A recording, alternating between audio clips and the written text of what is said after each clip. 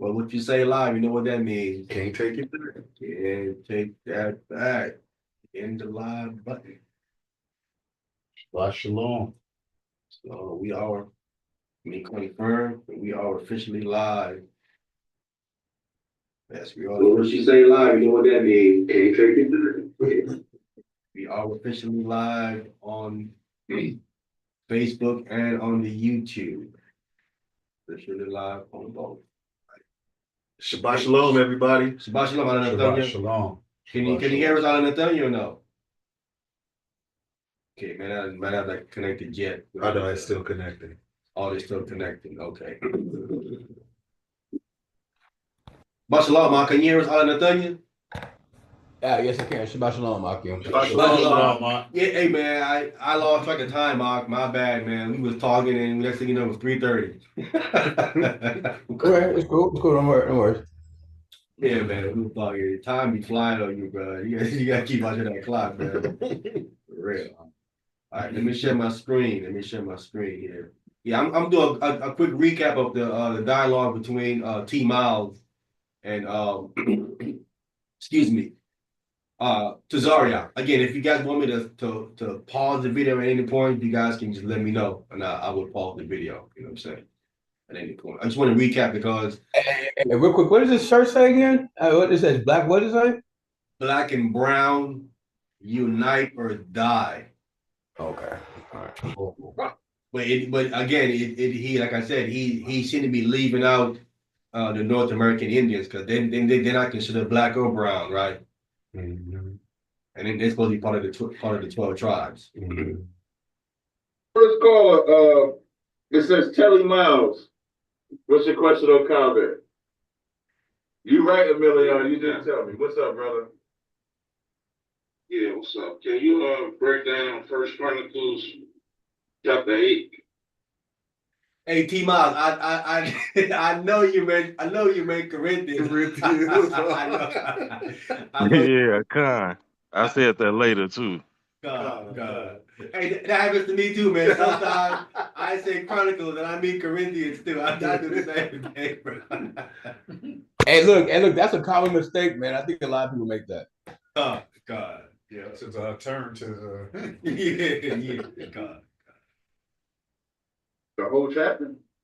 No, just 7 through. I'll push forward on it. You in First Chronicles 8? Yeah, First Chronicles 8, you said 8 through First Corinthians, man, my bad. Oh, okay. First Corinthians 7 through 11, when it says, howbeit there is not in every man that knowledge. So you want to know what this is talking about, right? Right. All right. Howbeit there is not every man that knowledge, for some with the conscience of the idol unto this hour eat it as a thing offered unto an idol, and their conscience being weak defiled. But meat commended us not to God, for neither if we eat are we the better, neither if we eat not are we the worse. But take heed lest by any means this liberty of yours becomes a stumbling block to them that are weak. For if a man see thee which has knowledge sit at meat in the idol's temple, shall not the conscience of him which is weak be emboldened to eat those things that are offered to idols? And through thy knowledge shall the weak brother perish for whom Christ died. So now for context rather, this is about believing in multiple gods. So when you what? This is about believing in multiple. No, it is. Wait a minute. that's where he had me. Believing in multiple gods. We gonna continue to play. That's not what I hear him read that anyway. Yeah, I knew he was tripping right there when he said that. Yeah, he tripping. same chapter, 1 Corinthians 8, we're gonna start at verse 1. You with me? Yeah. It says, now touching things offered unto idols, we know that we all have knowledge. Knowledge puffeth up, charity edified. So now the subject is touching things offered to idols. Now, we all have knowledge. Knowledge puffeth up, meaning knowledge can make you pompous, can make you arrogant, can make you an idiot. Charity or love is what actually edifies. You with me so far? Yeah.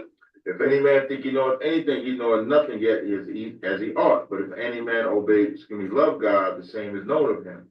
as concerning those things that are often a sacrifice unto idols, we know that an idol is nothing in the world and that there is no God but one. So now he's talking about eating food that is sacrificed to an idol, right? So because I don't know the God that they're talking about right there, I'm going to use Christmas.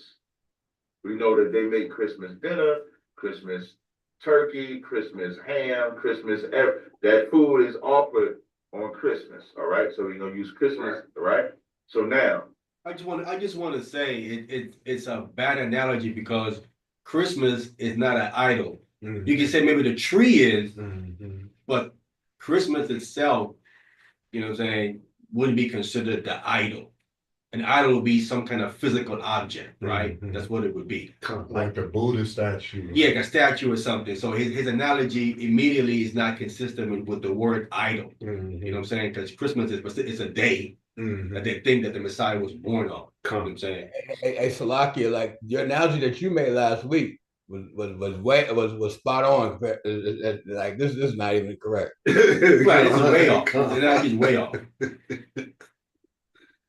verse, I'm sorry, but now, according to verse 4, we know that Christmas don't mean anything to us. So I'm going to use myself. I'm going to use you. So you know the truth about Christmas means nothing. I believe that Christmas is the birth of Jesus Christ. You with me?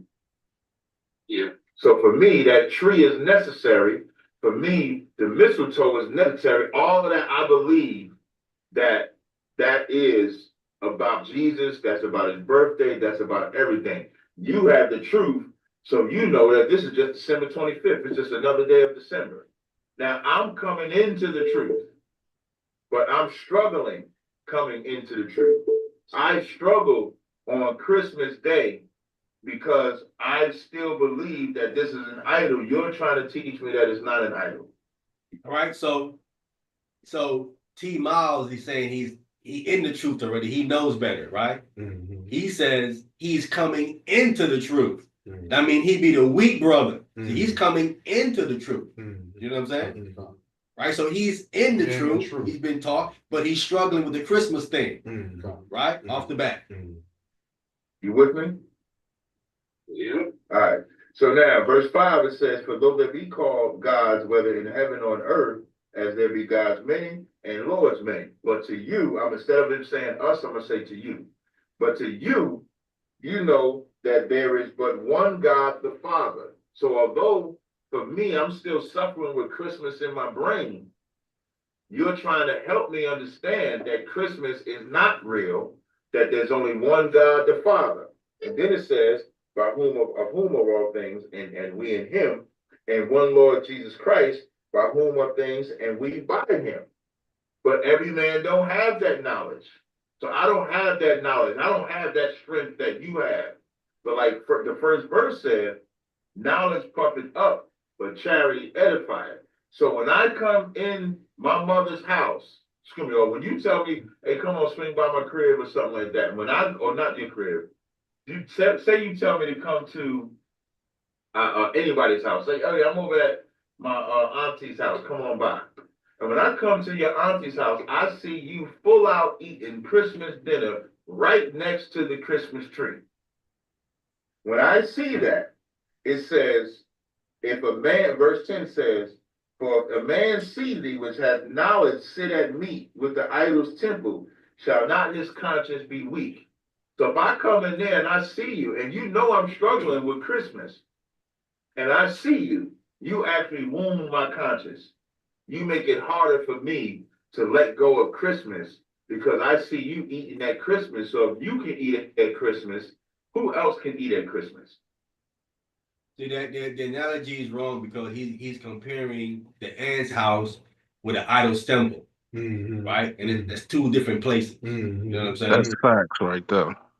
That's two different places. You cannot do that. And again, you can go and eat Christmas dinner as long as they understand that you eat what's lawful, right? You can eat the rice, you can eat the chicken, you know what I'm saying? The lawful thing. You're not gonna eat the ham and all that other stuff, you know what I'm saying? So you can eat because later on we know, because later on Paul tells us if you call, he told you to go. right? Paul said to go, right? Mm-hmm. So he trying to make it seem that you shouldn't go, but Paul says in the 10th chapter for you to go. Mm-hmm. You know what I'm saying? Mm-hmm. But it's contingent on them knowing that what you don't eat. Right. So when they invite you to come and they're gonna give you some Christmas dinner, they say, no, he don't eat that. Don't give him that. He don't eat that. They know what you don't eat. You know what I'm saying? That's why it's important to let people know where you stand when you're gonna go somewhere. And I would think if you're in the truth, you know what I'm saying, your family would know, hey, he's cool, but he don't certain things he stopped doing. You know what I'm saying? And they would have to respect that as a grown man, you made a decision that I'm not eating these things right here. Right? And not to use it as something for you to not be with your family anymore. The truth is not something you come into where you no longer hang with your family no more. Right. You know what I'm saying? Right. Because you got to be there to show lead by example. Right? My family know I don't eat certain things. You know what I'm saying? They invite me to come in and I go. Because if you don't go, they're gonna think that, now you think you do better to hang with us anymore because of he claimed he found some organization of truth. And you gotta be a light to them. And you gotta be a light to them. You know what I'm saying? Right. Again, and we all know what Christ did. Christ ate with the Pharisees, which he called them vipers and snakes, but yet he was eating with one of them at their house. Was he not? Yeah, that's what he was doing. He did go. You know what would be a proper analogy if he would have said it? If he was in a Buddhist temple and Kataza was driving past and saw his car, and he was like, oh, Kappa's in the Buddhist temple. He must be debating, because the last thing he would be thinking is that he is in there eating with them people. So he walk in and see Cap eating with them people in a Buddhist temple. That would be a more proper analogy. Facts. That would be accurate analogy. Yeah. That's spot on. Yeah, I agree. And then wearing the Buddhist costume. Yes. Right. I'm asking you. He can. Yeah, I can. So because now what you're doing is strengthening me to stay in love with this idol called Christmas. You're not strengthening me to stay away from it like you did. You strengthened to the point to where you just going to Auntie's house because Auntie ain't got a good turkey. She might make macaroni and cheese good. You just want to play. So in your mind, see, all that is all lawful food. See that? He's speaking of lawful food. So T Miles would be over there eating the turkey, you know what I'm saying, the mac and cheese, but nothing unlawful. Listen, but we know there are unlawful foods there. Right. But you're not eating that though. Right. The greens with the ham in it. Right. All that's over there. Yeah. Don't even mix the spoons. Yeah, but I'm saying even if a brother was to see you at your aunt's house there, right? You can explain to him, you can congregate with your family, but you can't eat these foods right here. You know what I'm saying? When you're there, right? So it is if the brother see you, when you see the brother see you, you just explain to them what's happening, right? Before you start thinking that something was wrong, you just explain to them. But this is not what he's doing, right? You think that it's good to go get this macaroni and cheese, even though it's on Christmas, because you know that that's not an idol. But the people. So is Paul saying that you can eat food sacrificed to idols? Let's keep reading. So after we read verse 11, verse 12, it says, but when ye sin against the brethren and wound their weak conscience, ye sin against Christ. So what is Paul saying about you eating Christmas dinner and me sinning? What is he saying about you? I sinned against the brethren. That's right. So is he saying you can do it? It seemed like it in verse 10. He just said, did he say it's a sin? Against the brethren, yeah. So is he saying you can do it? He's saying you can do it if you don't see it. I'm gonna read verse 13. Wherefore, the question I got, do y'all ever read the whole chapter when y'all ask the questions, or do y'all just stop there? But you see, the problem he's running into is that what is he going to do when Paul said for you to go in the 10th chapter? Because now he's saying right here that you shouldn't go. Right. So, I mean, how are you going to clarify that the 10th chapter then? He's saying don't listen to Paul in the 10th chapter. You don't understand what he's saying. Right. So listen, so if Paul tells you to go, you're going to go, right? Right. The situation is that if a weak brother in the faith sees you, you know what I'm saying, there, You know what I'm saying? He come to conclusion. Right. You know what I'm saying? He gonna think that you're eating, but he gonna think you're eating the unlawful foods. Come. Okay. You know what I'm saying? Come. That would be his mentality. Even though he have not seen you do it, Right. he gonna think you. But I said the situation is as simple as you clarifying why you there, Right. and you're not eating the wrong foods. Right. To clear that up. Right. Right. Like, I read the whole chapter. so how can you read the And whole? it's another account. It's another account in Let's finish this one first. in chapter 10. We can get 10. Let's finish this one first. Right. So if he says you sin, and then in verse 13 he says, wherefore if meat make my brother to offend, I will eat no flesh while the world standeth, lest I make my brother to offend. How do you get the lesson? What you're saying is that Paul is teaching to sneak and eat the idol food, just make sure nobody else sees you. That's what you're saying, right? No. That's what he's saying. No, that's what you're saying. That's not what he's saying. He's not saying that. That's what you're saying. Because if you are an Israelite and you go to your auntie's house and eat that idol, did your auntie and them know you were Israelite? Yes. So when you go and eat the food with your auntie and them, do they think that you celebrating Christmas too, or do they think you just eating good macaroni and cheese? Wait, he's conflating things right here, right? Come. Because he's already assuming that the macaroni and the turkey is idol food, Right. right? Right. Even though no one told you that it is, Right. right? And that's why Paul clarified. Paul says if someone tell you this is offered unto an idol, Right. he says eat not. Right. But only after someone tells you Right. it's from an idol, then you don't eat it. Right. But if no one tells you that, then you can eat it. Right? But again, you're not going to eat nothing that's unlawful, first of all, because you know better. Right. And he's calling the clean food idol. Idol food. Right. Right? But I'm saying it could be, but you wouldn't know unless they tell you. Right. So they have to tell you this They food have is to- sacrificed. yeah, And I wouldn't idol. be there no way. So Ooh, I wouldn't even be there if they said Listen, that. that can happen anywhere. Come. Right? Like Come. you can go to a market and buy something. Come. And that food is offered unto an idol. You wouldn't know that Come. unless they told you. Come. You know what I'm saying? It all boils down to you having the information, the knowledge Mhm. for you to make an informed decision, right? It's about making an informed decision. Is that where Zabak say that's where you pray over your food at?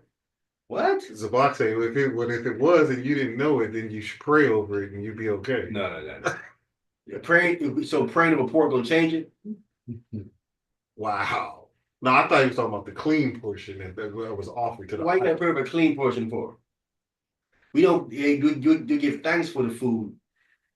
You don't pray over the food like you're trying to clean it with the prayer. The prayer is not made to clean food. The food is already clean or unclean already. Come. Wow. Come. So So I don't know if Zabak is saying that he's incorrect. Go ahead and tell only me. for Passover with the lamb, What about the lamb? like that's where we that ain't an idol offered up to the No. You can eat the lamb or goat, it says. on Passover. Come. To them, they would think that I'm celebrating Christmas with them. So who are you wounding? Are you wounding your auntie and them too? Say no. How? So you want them to keep How I would- so you want them to keep celebrating Christmas? No. Yes, you do. Because you're joining in their festivity. They invited you. What is wrong with this guy right here? What he's teaching separation from your family. Mhm. Because you have information about what clean and unclean foods is, right? Separation from marriage. That's not what the Bible is teaching you to do. Because again, we saw Christ do something different. Mhm. He didn't liberate from the Pharisees Come. and the publicans and the sinners, Come. right? He ate with them. Come. Right? They say your master sleep. He ate with sinners. Is what they said he did. Come. Yes, sir. So, and then what he's saying right here is he is not acknowledging the part where he's getting it all screwed up, man. Oh, man, he's really hurting my brain with what he's saying, man, because he's not getting it right. Yeah, I'm gonna say he not looking at the repercussions of you separating from your family, how you're alienating yourself from your family. You know what I'm saying? And they will look at what you're in as a cult. You say, well, he joined this cult. Now all of a sudden he can't come over no more. Right. You know, all this other stuff. See, that's worse. That's their cult. Yeah, that's the cult. They're gonna call what you in a cult. And I was confused on how am I wounding them if they're going to celebrate it, if I'm there or not. How am I wounding them? I would think that I'm wounding the brother that's weak in the faith, that's weak to, you know what I'm saying? What he want to celebrate Christmas, but he in the truth. That's who I would think that I'm wounding. That's why I brought up when he said, "Are you sinning?" I was like, against the brethren. Right. Right. Not against my family because they already doing it. And they ain't gonna stop doing it. Right. They ain't gonna stop doing it. Right. That's why the first verse says, knowledge puffeth up. Knowledge make you stupid. That is I guess we all stupid then. I think that's the case, then we all stupid. You know what I'm saying? Because we have knowledge of the Bible better than we did before. Right. Knowledge, the text didn't say knowledge made you stupid. Right. It said knowledge puff it up. Come on now, Cesario. And if you think now, what I'm saying you now, what I'm gonna say now, I'm not talking about you, like, even though I'm gonna use those words. So I'll say it differently. So if anyone thinks that they can go to their auntie's house and eat the Christmas dinner, as long as the Israelite brother that struggled doesn't see them, is absolutely stupid, because the ones that see them are the sinners. So I gave you that example, thinking now I'm talking directly about you. I gave you that example. This says that if any man sees you that has the knowledge, right, like the same knowledge that you have, like the people that are eating, the people that are eating. So do your auntie know that you're an Israelite? I just asked you this. Do your auntie know that you're an Israelite? I said yes. And your auntie knows they don't that have the knowledge. yes, you know how you know they have the knowledge? Do you tell them that they're not supposed if to celebrate? If they did, they wouldn't be celebrating. Why do you get all in your feelings? Just hear the question. No, I'm just saying. Hey, that's a fact. You know what I'm saying? They don't have the knowledge because if they did, they wouldn't be celebrating Christmas. That's correct. He not understanding what you're saying, brother. I hear you saying to him, but he doesn't understand what you're saying. He thinks that if you tell them that it's wrong, that's enough, and that's enough information. No, they don't understand what you're saying to them. You telling them not to do it, but they don't comprehend the magnitude of what you're saying to them. You know what I'm saying? Because they've been doing it so long, right? It's a tradition to them. Right. They don't see the way that we as an Israelite would view it. We view doing that, right, as something detrimental to your salvation, right? Yeah. They don't see it like that, right? If they did, then they wouldn't do it. Come.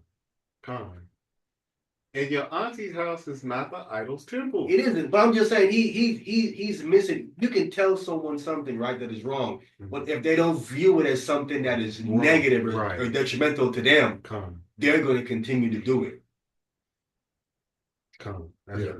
Now you understand that's the reason why we don't do it, right? We know it's wrong. We know that it's detrimental. We know the magnitude of how bad it is. Right. It ain't just. I'm not just eating.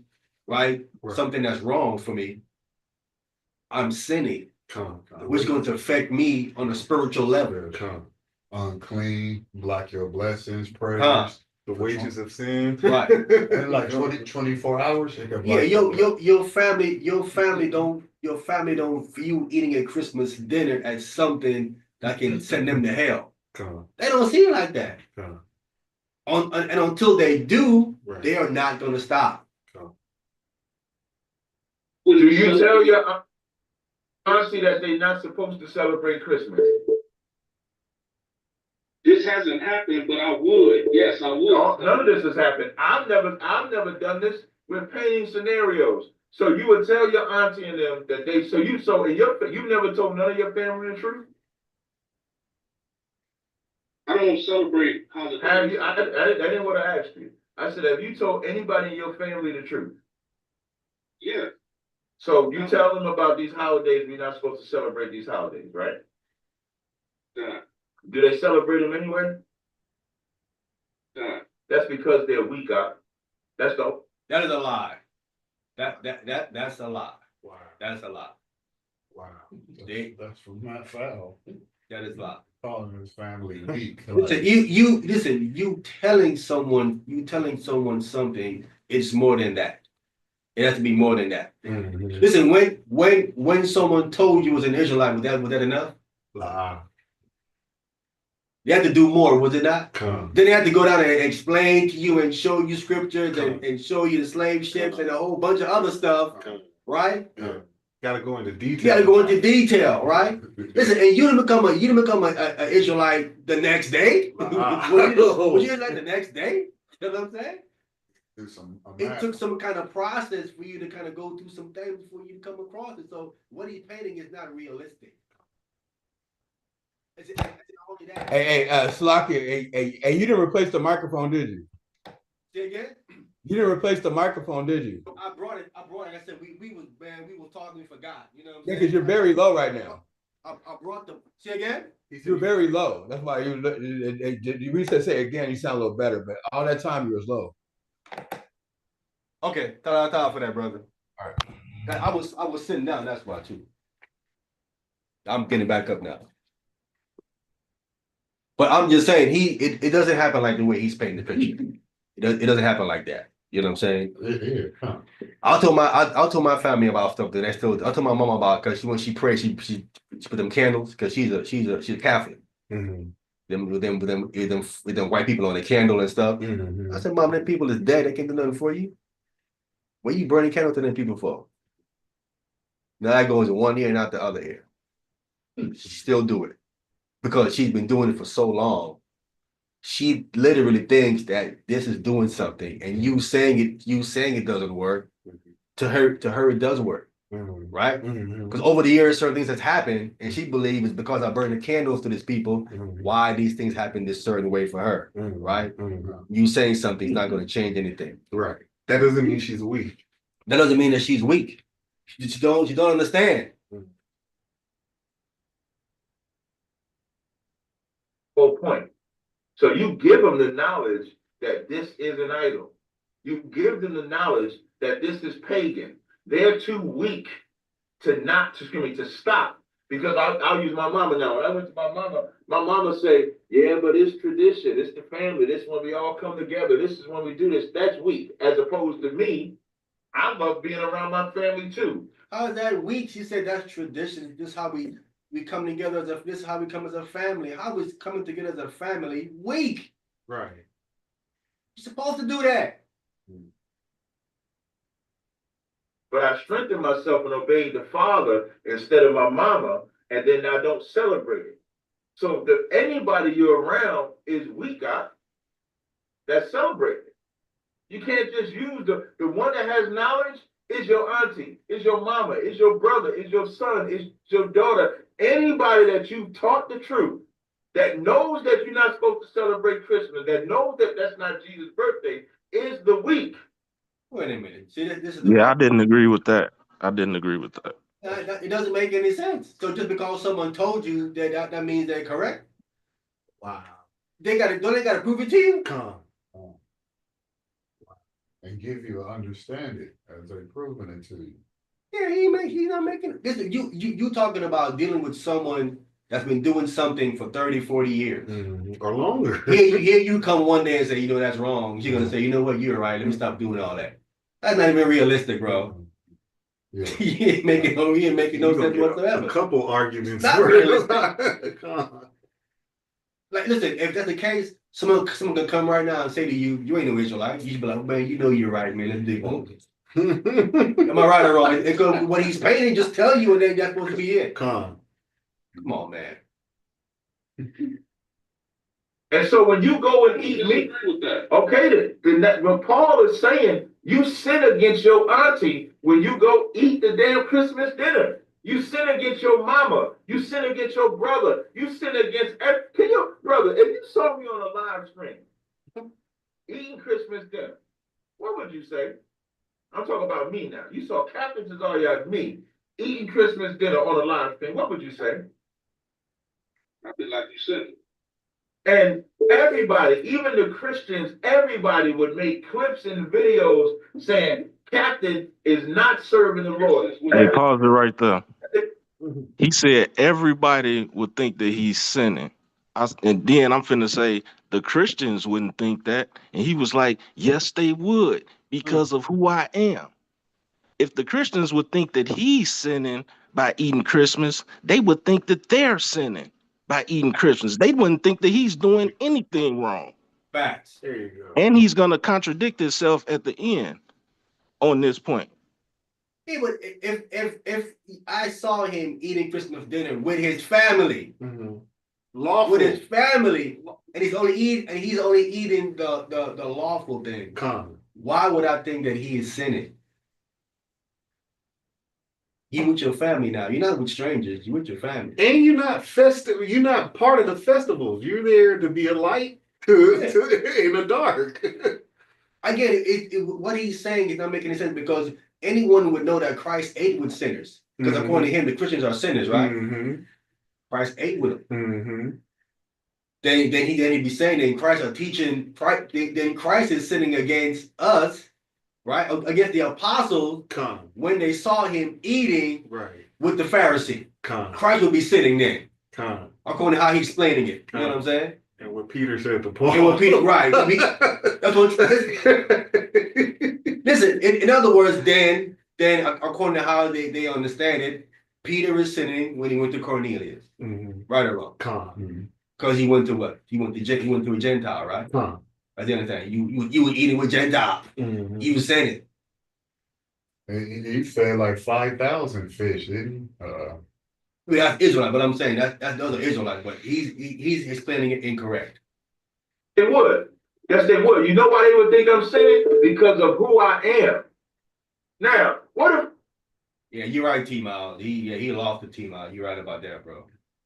If I came on camera and said, well, to me, I ain't sinning, man. That Christmas ain't no idol. My mama make the best macaroni and cheese. I just wanted to eat it. Could I say that to them? Yes, you can say that to them. Yes. Yes. Thinking up all these scenarios, man. It's not. Yeah, he making all these wild scenarios. If he ever gonna get to chapter 10. I'm just, the scenario don't even fit, bro. It's ridiculous. You could say that though. Wow. It's not. Wait. See, I'm gonna tell you. You know why you're saying it's making a scenario? Because you take the position that Paul is saying to eat it. No, this is a question that I'm asking you. Well, you not. Well, I don't have to go. Well, when I told you that Paul is not saying it, you said yes, he is, because he said long as the. No, you said you just said long. You said as long as he don't see you. That's what you just said. Let's read it. It said that. It says, if the man, I'm sorry, howbeit there is not in every man. Does it say a brother? Verse 10. No. Well, wait, verse 10. For if any man, does it say the brother in the truth, or does it say any man? This said, it hasn't said it yet, but it's finna say it. If any man see thee which has knowledge, sit at meat in the idol. That's a brother in the truth. That's not a brother in the One truth. that has not. No, it's not. Yes, it is. That's a brother in the truth. Yes, it is. He said has knowledge. I was like, wow, I couldn't believe he said that. Wow. He's tripping. Okay, if it ain't, then who's the brother that have knowledge then if it ain't a brother in the truth? I asked him that. I'm like, what is the knowledge he's speaking of? And he never answered that, by the way. Can't answer that. But what I think he caught his mistake though when he said that. No, it's not. If any man, that's why I asked you, my mama and them, when they say, why you ain't coming to celebrate Christmas? When I tell them, you know what they have? They have knowledge. How? If you tell them you're not coming to celebrate Christmas, how do they have knowledge? You ain't even said anything to them, but you ain't coming to celebrate Christmas. That would make no sense at all, bro. Maybe he's saying that's enough. I don't come. By saying you ain't coming? Yeah, I ain't coming. That's that. Don't that How explain it all? did to that you? identify them? Listen, they don't know why you ain't. They really don't know why you coming. Just be just saying you ain't coming. That's true. That's true. Because that's in the truth, though. This don't say they're in the truth. This just says any man with knowledge. With knowledge is The key point is with knowledge, bro. You know what? We talking about You know what? Everybody got knowledge. Everybody got knowledge, and you know what it says about knowledge? Knowledge puffing up. Well, they don't say that the person is not in the truth, though. It says it's puffing up. That could be someone in the truth or out of the truth. Yeah, otherwise. This is That's the first verse. Where does it say? Where does it say the man is in the truth? Yeah. Does it say the man? The first thing it says is that a man is weak. Verse 7 says, howbeit there is not in every man that knowledge. Yeah, that specifically, that knowledge. What knowledge is that? The truth. The truth. That knowledge. I don't think he. For in some with the truth. So for in some with the conscience of the idol. So the knowledge. No, nigga, I don't even know. I don't even know why you said the conscience of the idol, or excuse me, I don't even know why you said exactly. Because what you here's what you want. Here's what you want. I don't think he's listening to you, T-Mal. You saying, but he ain't listening to what you're saying at all. Yeah. What you wanted to be is me and you both. Tell me what the knowledge is. He's not telling you what the knowledge is. He just said the conscience of the idol. Why don't he have the knowledge that it's not an idol? That is nothing. Why don't he have that? He does. No, he does not. It just says, howbeit there is not every man that knowledge. What is that knowledge? What is that? That's an idol. What you said? Wait. You said, first you said this is men in the truth. Then you just said if the knowledge that they don't have is the truth. So which one is it? Yeah. You just cut yourself. Both. It's not both. It's both. It's not both. It's not a man that's in the truth if he don't have that truth. A young man coming into the truth, just walk into the door. What would you say the knowledge is, Cap? The knowledge that he's speaking of right here. There's two knowledges. There's one with the there's two of them. You said what? Go ahead. I can't help it. You this slow. I just can't help it. You are absolutely slow. Yeah. See, you gotta get disrespectful. See what I'm saying? This is the problem with him. Why you gotta get disrespectful, bro? You having a dialogue with someone, you ain't gotta get disrespectful, man. The ad-hom's not gonna help. You are absolutely slow. And I'm not saying that as an ad-hom. I'm not saying that as an ad-hom. You were saying as an ad-hom. Then why would you be saying it then? What's the point of him saying at that point? It's because it's an ad-hom. Saying that because you are. You don't even know the brother. How you know he's slow? How would you know that for a fact? You have his medical records? Is that what you have?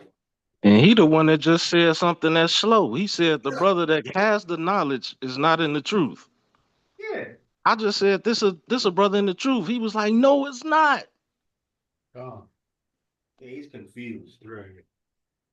Just said the truth is. What's the knowledge that he's speaking of right here? It's a simple question. Verse 1. Now, if such a things offered unto idols, we know that we all have knowledge. Knowledge puffeth up, charity edifieth. Now you have, if any man see, he not explaining the part when it says we all have knowledge. They explain that. Right. We all have knowledge of what? What knowledge? Exactly. That's what I asked him. I'm like, what is the knowledge that he's speaking of right here, Cap? Yeah. What is it? It's a simple question. Go ahead, answer it. He started reading verses. Yeah. Like he don't know, or that would have tripped him up if he would have said that knowledge is the truth. Because he just went back on that.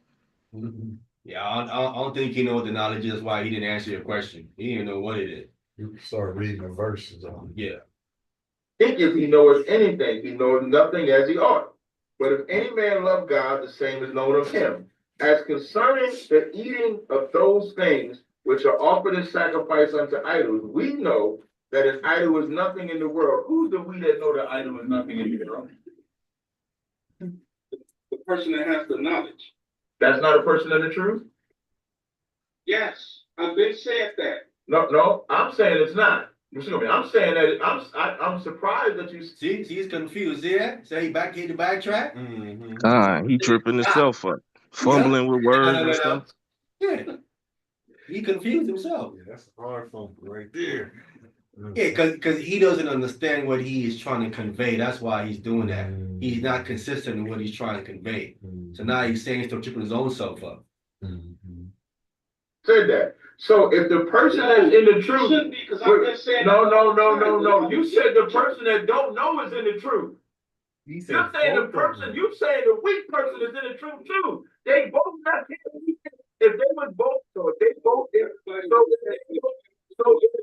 I'm just trying to ask you a question. So if they both in the truth, you said these are both in the truth. You said the one that's struggling and the one that's not struggling. Both of them not. If they're in the idol's temple, both of them is not in the truth. Only the one that has the knowledge. No. In the idol's temple. Wait. The one that has knowledge is who? This is the part where I think he got confused that we were talking about three parties. We were talking about the person that's in the idol's temple and the two Israelites that's with each other. The person that's whose idol's temple it is, that person, they not in the truth. Then the two Israelites in the truth. That's what I was saying since the beginning. He finna try to make it seem like I said all of them in the truth. Even the person in the idol's temple. Yeah, I thought he didn't catch that from you. Yeah, he missed that. The one that doesn't have knowledge, the one that does not have knowledge, is he in the truth? No. Hold 1 second. Where are you going?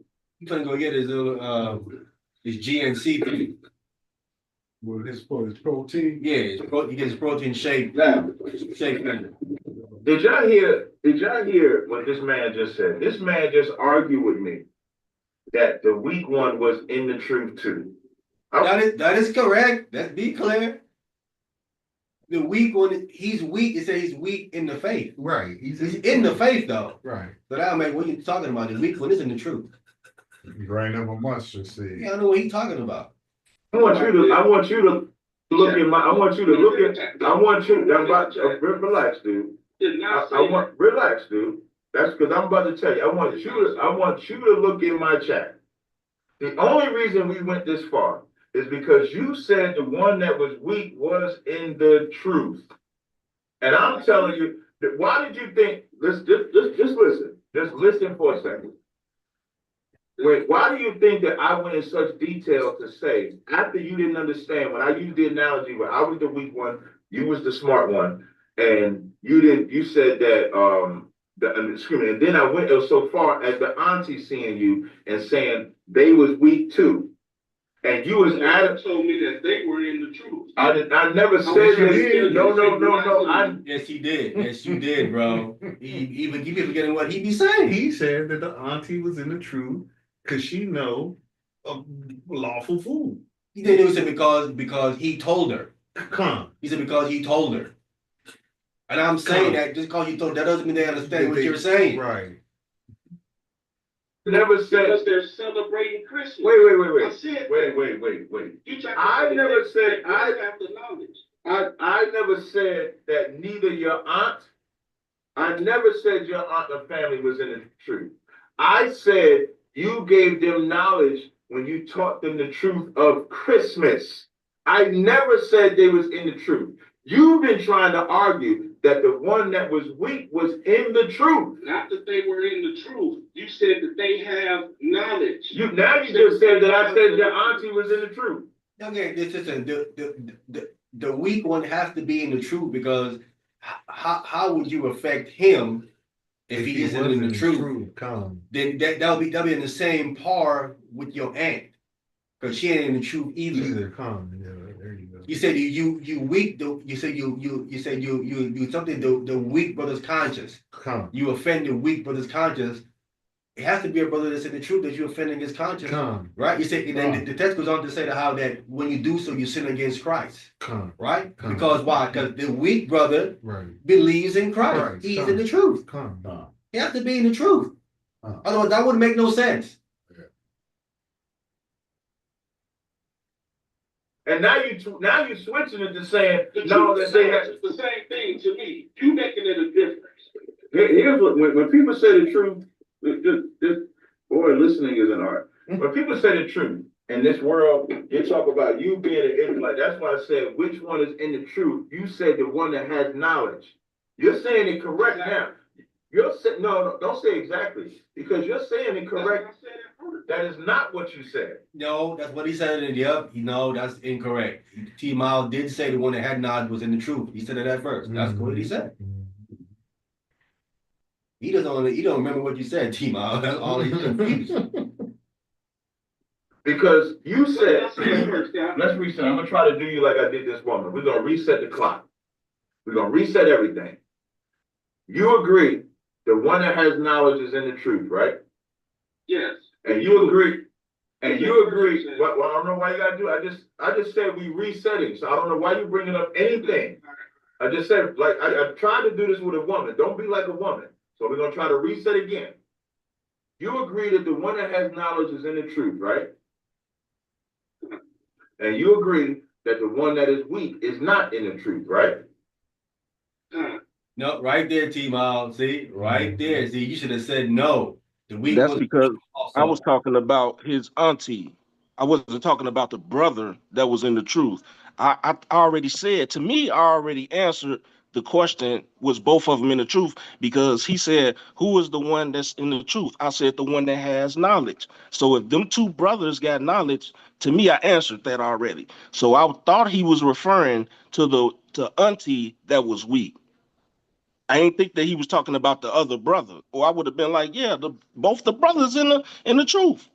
Gotcha. Okay, I didn't get that. Okay. Con. Thank you. And so if you that have knowledge of the truth, let me see you eating food sacrificed to idols, even though it's not an idol to you. Did Paul say that's a sin or not? Thank you. So Paul is not saying to eat the meat. Paul is saying, don't eat the meat because you sin against your brother. He's telling the one that's in the truth that you're pompous because you're doing that and it's offensive to young men and women that see you doing it. How you going to tell people it's only one God, but you in here eating Christmas dinner when you know these people struggling with it? That's the point. No, again, it is wrong. The only way when Paul say not to eat it is when they tell you it's offered unto an idol. Then he said specifically, don't eat it. Before that, he does not say not to eat it. Does not say not to eat it. He said only when they tell you it's offered unto an idol, he says don't eat. Right? It says don't. It says for him that told you, and for conscience sake, he says. That's when he says not to eat it. That's what I said. When you go in there, you are not going to eat anything that you know is unlawful. Right. But if it's lawful, you're going to eat it. So he's explaining it again incorrectly wrong. So right? What does the conscious say? What is that part of it? Your knowledge. Okay, for your own knowledge. Yeah, now you know. Come. He edified you and told you what it's for. Right. You know what I'm saying? Come. So now you have once he told you what it's for, your conscience, and now you have a conscience that this belongs to an idol. Gotcha. Now it's on your conscience now because he told you what it is. Right. So now you eat it anyway. Now if you eat it, now you're sinning, right? Sinning. For two reasons. Because one, he told you, and now you have a conscience that it belongs to an idol. These are the reasons he's saying that you shouldn't eat it, because he educated you on what it's for. Come. But remember, Paul tells you to go.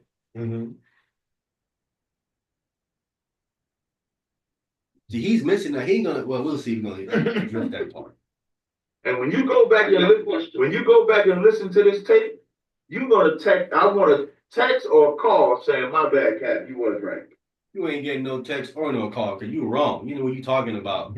you're right about Paul saying not to eat it, but because he told you not to eat it. Mhm. Yeah, like I said, he tried to say that I was saying that the other brother was not in the truth, the other weak brother, but he included everybody in the weak.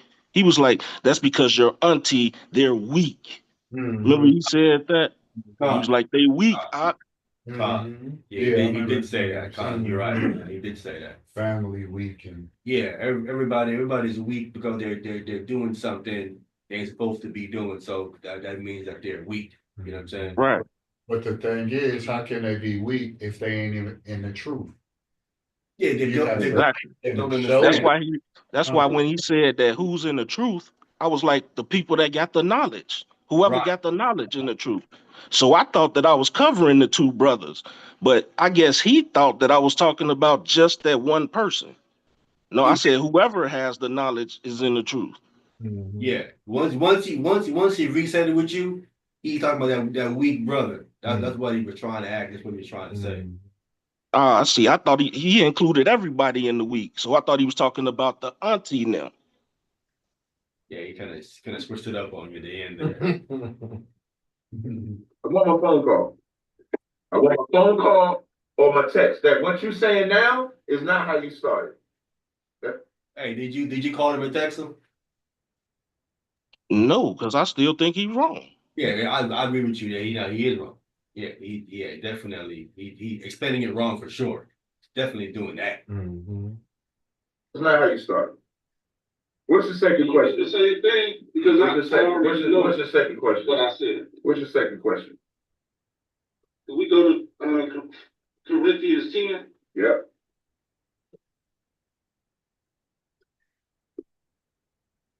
What verse?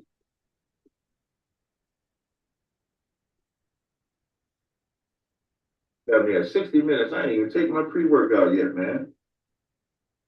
Protein shake. I think what you're looking Yeah. for is in the shambles. Whatsoever showed in the shambles, right? When you talk about for conscious sake, it might be 25. I think that's what you're looking for. I thought I was tripping, y'all. That's why I had to go get my damn water. Is the verse 25, brother? Come on with it. Man, you were tripping. And let's clarify. You were tripping. Stop. Yeah, that's probably it. You got it in front of you? Pulling it up now. Okay. It says, whatsoever is sold in the shambles, that eat asking no question for conscience sake. For the earth is the Lord's and the fullness thereof. If any of them that believe not bid you to a feast, and ye be disposed to go, whatsoever is set before you, eat, asking no question for conscience sake. Look, see that? Mm-hmm. He telling them to eat it right there. He telling them to eat it. I think that's where it was a box said. Just pray over it and you good. I think that's where he was saying that. Yeah, but I'm saying in the first part of the video, he made a point to say if you there at the Christmas dinner he not said, to "Don't eat it. Yeah. He said not to eat it at all. That's what he's saying. What we just read, Paul just got through saying, eat it. Come. Eat it. Conscious sake. Right. For conscious meaning that you have knowledge of what's in front of you. Mm-hmm. You can look the word up. The word tells you that's what it's talking about. Mm-hmm. It's about having knowledge of. Mm-hmm. Wow. But if any man say unto you, this is often a sacrifice unto idols, eat not for his sake that showed it, and for conscience sake, for the earth is the Lord's and the fullness thereof. See, when he tell you not to eat is because they tell you this is sacrifice to an idol. Come. That's when he said, don't eat it. That's when you don't eat it. Mm-hmm. He's missing it. Mm-hmm. He ain't spending this thing correctly. He probably never studied that. I don't think he did. Yeah, he probably didn't. He's trying to go off the head. He think he's so smart. He just can go off the head. You know what you talking about, bro? Mm-hmm. Cause now he cutting himself. Mm-hmm. Yeah, that's a cut. That's a clear cut right there. Wow. Is that the question? That's the scripture you got questions on? Yeah. Now, what's the difference between this and 1 Corinthians 8 that we just read? say nothing, but he's saying if they don't see you, it ain't saying don't see you this time. And this one he's saying, if they put a plate before you, you eat it. But if they tell you this is to Muhammad, you don't eat it. That's what. But you wouldn't say that earlier. you wouldn't say that earlier. He could have did that from the beginning. That's what I'm saying. You wouldn't say that earlier. And now he got the idols and everything. What's this auntie stuff? He started off saying that. He would start off saying that. That's what I'm trying to say. Man, Come on, man. He's saying. so he's saying that you can eat it as long as you don't know it's sacrificed to an idol. You can do anything if you don't know if it's sacrificed to an idol. That's the point. Like we use this same logic to this day. If you went into a place to get some food, you just ordering food, right? I'm asking. Right. But let's say you go into there and I ain't in the shop. It ain't gonna mess up my gym time. I'm about to drink it right now. But let's say if you go into that place and they say, yeah, we just offered this to the Hindu god, are you gonna eat it then? no. He said, if I go into a place and they tell The same place. Yeah. So you you go. So say you go into Waffle House. And when you go into Waffle House, they making the waffles. You get the little chicken breast. You know what I mean? Some grits and eggs. You just go down there, sit down, and you eat it. You just eat the food, right? right. But let's say you go in that particular Waffle House and they say, man, we offering this up too. They worship in Atlanta. They worship some god. I can't remember the name, but I'm gonna make up one. They worship the Japinzi god. Say Easter. They having Easter. Yeah, say you go in there, they have an Easter breakfast at the Waffle House. Are you going in there to eat it? Nope. What's the difference? What's the difference? The knowledge. Your conscience knowing that they're eating this the Easter is why you're not eating it. So even though it's not an idol to you, excuse me, 1 Corinthians 8 and 1 Corinthians 10 is something that they was doing back then that we do to this day. If we know consciously that this is offered to idols, we don't do anything with it. Okay, but now, so this is how he cutting himself again. So if your aunt asked you to come over and gonna give you your turkey and all that and macaroni, she ain't tell you, you know what, this turkey and macaroni is offered to the idol. She ain't gonna say that to you, is she? She is not gonna say that to you. Nothing of a sort. Because she didn't offer it to the idol. Because she not into that. Come. They don't do that. Do they do that? Nah. They don't even know who the idols are. They wouldn't even tell you that. But according to him earlier, you wouldn't even eat it. Now he's saying you should eat it. Which one is it, Captain Tazaria? Did you eat it or not, brother? Even though we know it's not an idol. That's why the reason why I always use like Christmas and stuff like that as those examples, because my mother would try to get me to come to her house. And if I wanted to, I could go to her house because that is nothing to me. But I know if I go in there and if I eat that food because I know it's something to them, if I eat that, my mom is gonna be like, ooh, Tyree is on his way back. That's the contradiction. Right. Because earlier he said that Christians would think that he's sinning. Now he's saying that if his mom saw him, he'd be like, ooh, Tyree coming home. He finally coming back. She wouldn't think that he's sinning. Right. He contradicted himself earlier. I said the Christians wouldn't think that he's sinning if they saw him eating Christmas dinner. He was like, yes, they would, because of who I am.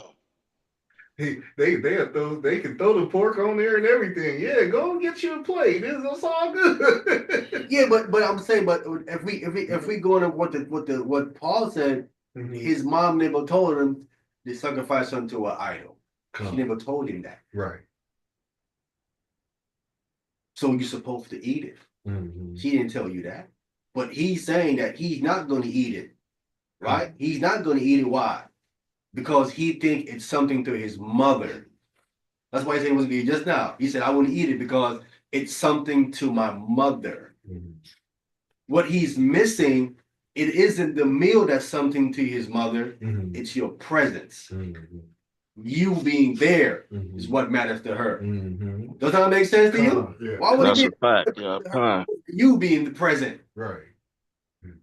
He's missing it. He do not understand it. So it's crazy how you wouldn't eat something. He's saying I wouldn't eat something because it matters to my mama. That is crazy, bro, to say something like that. It sounds like he's saying that his mom trying to poison him. Come. Why would your mom feed you something you know is gonna hurt you? Come. I ain't eat that because that means something to my mama. And see, that's the honor your father and mother. It's crazy. Something like that, bro. Maybe you don't. Cesare, your mom ain't trying to hurt you, bro. She's not trying to hurt you. She's just trying to spend some time with you. See, that's what she's trying to do. She miss you. You know what I'm saying? That's what she's trying to do. It's crazy. Tyree coming around the corner. So you don't eat it. That's the sin. The sin now, and here's the flip side. Wait, how the sin you don't eat it? He confused. He's dead clearly confused. Paul said to eat it. Now your mom never said it's offering to an idol. So that means you should eat it. Let's say if a family member of yours that's been watching you silently, you don't even know, and you've been standing strong, you ain't coming around, and they just might be about to turn the corner to come into the truth, and then they see you out there. It could be smoking weed, that's the idols. You could be eating the food. You could be doing anything. You're not going to strengthen them either. That's why it's not just about a young brother or sister that comes into the truth. It's to the nation. If the nation sees you as a man of God and see you doing something contrary to the man of God, you're going to sin against them. And to broaden it, to make it even bigger, in your everyday life, you have to function with this conscience. That's why the first verse says charity puffeth up. Knowledge puffeth up, charity edified. When you walking out every day, it's not about what people see me on a live stream or people see me at camp. It's about what I do when I'm at the gym. If I'm at the gym and I'm hollering at white women or African women or Chinese women that's at the gym, and somebody see me doing that I don't even know watch me, they're gonna be like, man, this nigga's full of shit, man. This nigga, man, why I gotta come into the truth? This nigga's having sex with these women like I'm having sex with these women. This man smoking weed like I'm smoking weed. This man doing this like I'm doing this. So the point of 1 Corinthians 8 and the point of 1 Corinthians 10 is you can have the knowledge that it's not a God, but the people around us believe that it's a God. So while the earth exists, I won't eat no flesh if that's the case. That's the point of it. Do you want? They don't believe that it's a God. He lost it, bro. Yeah, that was horrible. He's misrepresenting these people. They don't believe that. I don't know. They believe that the meat belongs to a God. Well, they don't. Right? Them doing Christmas, they feel that they doing Christ's birthday. Am I right or wrong? Nothing to do with the meat. It's about honoring the Lord's birthday. That's what they have in their head. That's what they think they're doing. Right. But what he's reading is speaking of meat offered unto an idol is what the subject of the matter is. Right. That's different. It's different. He's explaining it wrong. And again, it says charity edify. Now, if you don't show up, is that charity? Is that love? Because charity is love. Well, that part right there. Charity is love. So charity edify. Wow. If you don't go there, they're gonna view it as not charitable, not showing love. So he wouldn't go because he's not charitable. Wow. He don't understand what the text is saying. I never think of that though. Like your family telling you to show up to like a Thanksgiving dinner or something. You know, it's more your presence they want. Yeah. And you could tell them I don't eat the unlawful stuff. Right. Listen, they know you don't celebrate Christmas. They still invite you, right? Mm-hmm. It's about your presence there, bro. You can eat before you go there. Is that way you ain't Well, gotta I'm just explain that. why not just tell them, hey man, I don't eat this, that, and the third. Right, It's as yeah. simple as that. Yeah. It's just a normal dinner to And you you. good. Yeah. Like I said, we not following Tazariak, right? We following who? The Most High Christ. And Christ went. We see read it in the text. He went. Some of his family could have been Pharisees or Sadducees. Yeah, I'm gonna leave it there because he. Understand that? Let me leave it. That's in there. I'll leave it. Well, at least he I just got wanted the to. chapter. I just wanted to clear that up, man. Yeah. T Miles, you're right, man. They contradicted himself. Didn't explain it correctly. It's bad, man. That was horrible on Tazariak's part, man. But it just gives you an understanding of how he viewed his family, though. Because that's how he viewed his family. He don't congregate with him then, right? He don't congregate with his mom. His mom asked him to come over. He don't congregate. He don't congregate with his mom. You know what I'm saying? Especially if he has to come over on one of these worldly holidays, he ain't gonna go because he think he sent it. Just because his mom asked you to come by and let me see how you doing. Well, he thought specifically like one of these holidays, right? It was like one of those holidays. Mom asked him like he talking about Christmas, then he wouldn't go over. He said because it's something to his mama. He probably would go over there. He just don't want no money. That could be true too. You're probably telling us one thing and do something else behind the scenes. Yeah. You know what I'm saying? They do that. But now I know how to draw them lines, like, because I didn't understand that at first. You know what I mean? Like Christmas, that's pagan. I ain't with that. But now I understand, like, you can show them, as long as it ain't offered to no idols or you eat on unlawful food. Con. But your presence there counting. Yeah. You never know. You can be Family there, bro. It could be there, and it could be into a conversation. Someone can ask, hey man, why don't you do this? Why don't you don't do that? Right? And you can then edify him and tell him why you don't do certain things, right? And then show how to look into it for yourself, right? And you could have converted someone just like that. But you're not even there to even convey no information or anything at all. You're keeping your distance, right? And that's not consistent with what Christ said to do. The charity. Christ said he came for those that need a physician. Isn't that what he said? For those that are sick. Are they not sick? They sick. Yeah. That's what we're here for. Not to separate from them. We're supposed to be over there trying to show and be leading by example. Didn't Hamashiach Yahweh Shah show up the Salomon porch on Yeah. It's all about leading by example, man. But you got to be present, bro. All that separation from the people you came to teach is counterproductive. Any other questions before we move on? Any other questions? Hey, at the water for bringing that out. I mean, because I thought I was tripping at first, but I watched it like 4 times. You know what I'm saying? I know I wasn't tripping. Nah, he wasn't, man. He was the one that's stripping, man. He was whatever stripping. So that's not relevant to when they say it's unlawful to eat and unlawful to eat at the table with those that's not Jews, or that's irrelevant to that. Who say that? I read that In the Bible? Khan.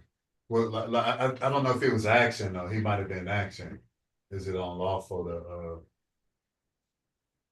was he telling Paul? It's unlawful to eat with Gentiles. Would you? That part when right? I think he's talking about when Peter and Paul told him, "You over here eating with the Gentiles." You talking about that in Galatians, Tony? Yeah, is it not unlawful to eat with the in the company of Jews or something? Yeah, can we just get it right quick? So we can clear it up. Galatians chapter 2. He's talking about there's unlawful eating with the publicans and sinners. That's what. Yeah. No. He's talking about with Peter. In Galatians chapter 2, I think it's verse 14.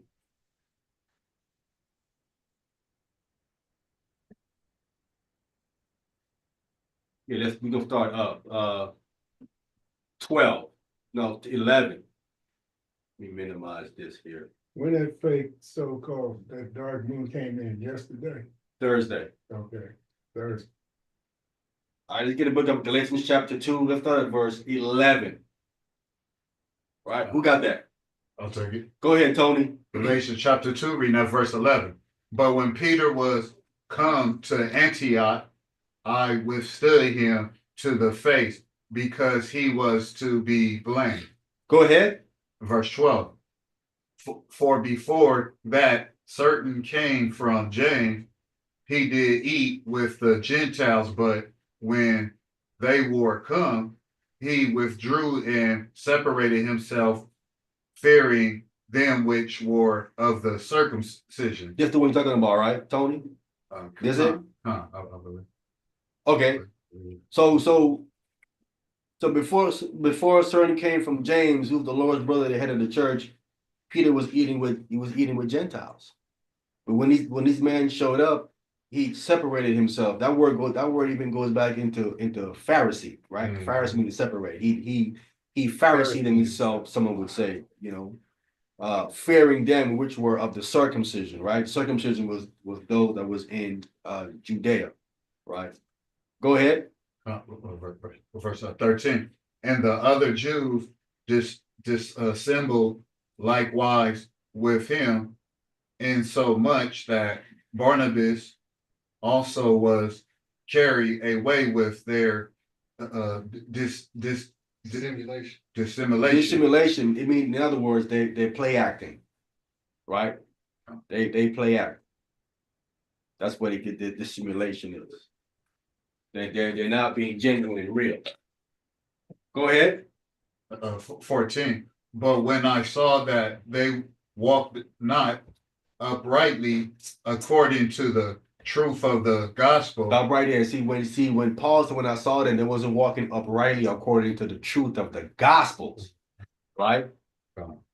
All that separating. He was first eating with him, then he separate. Isn't it what the Zariac said he was doing?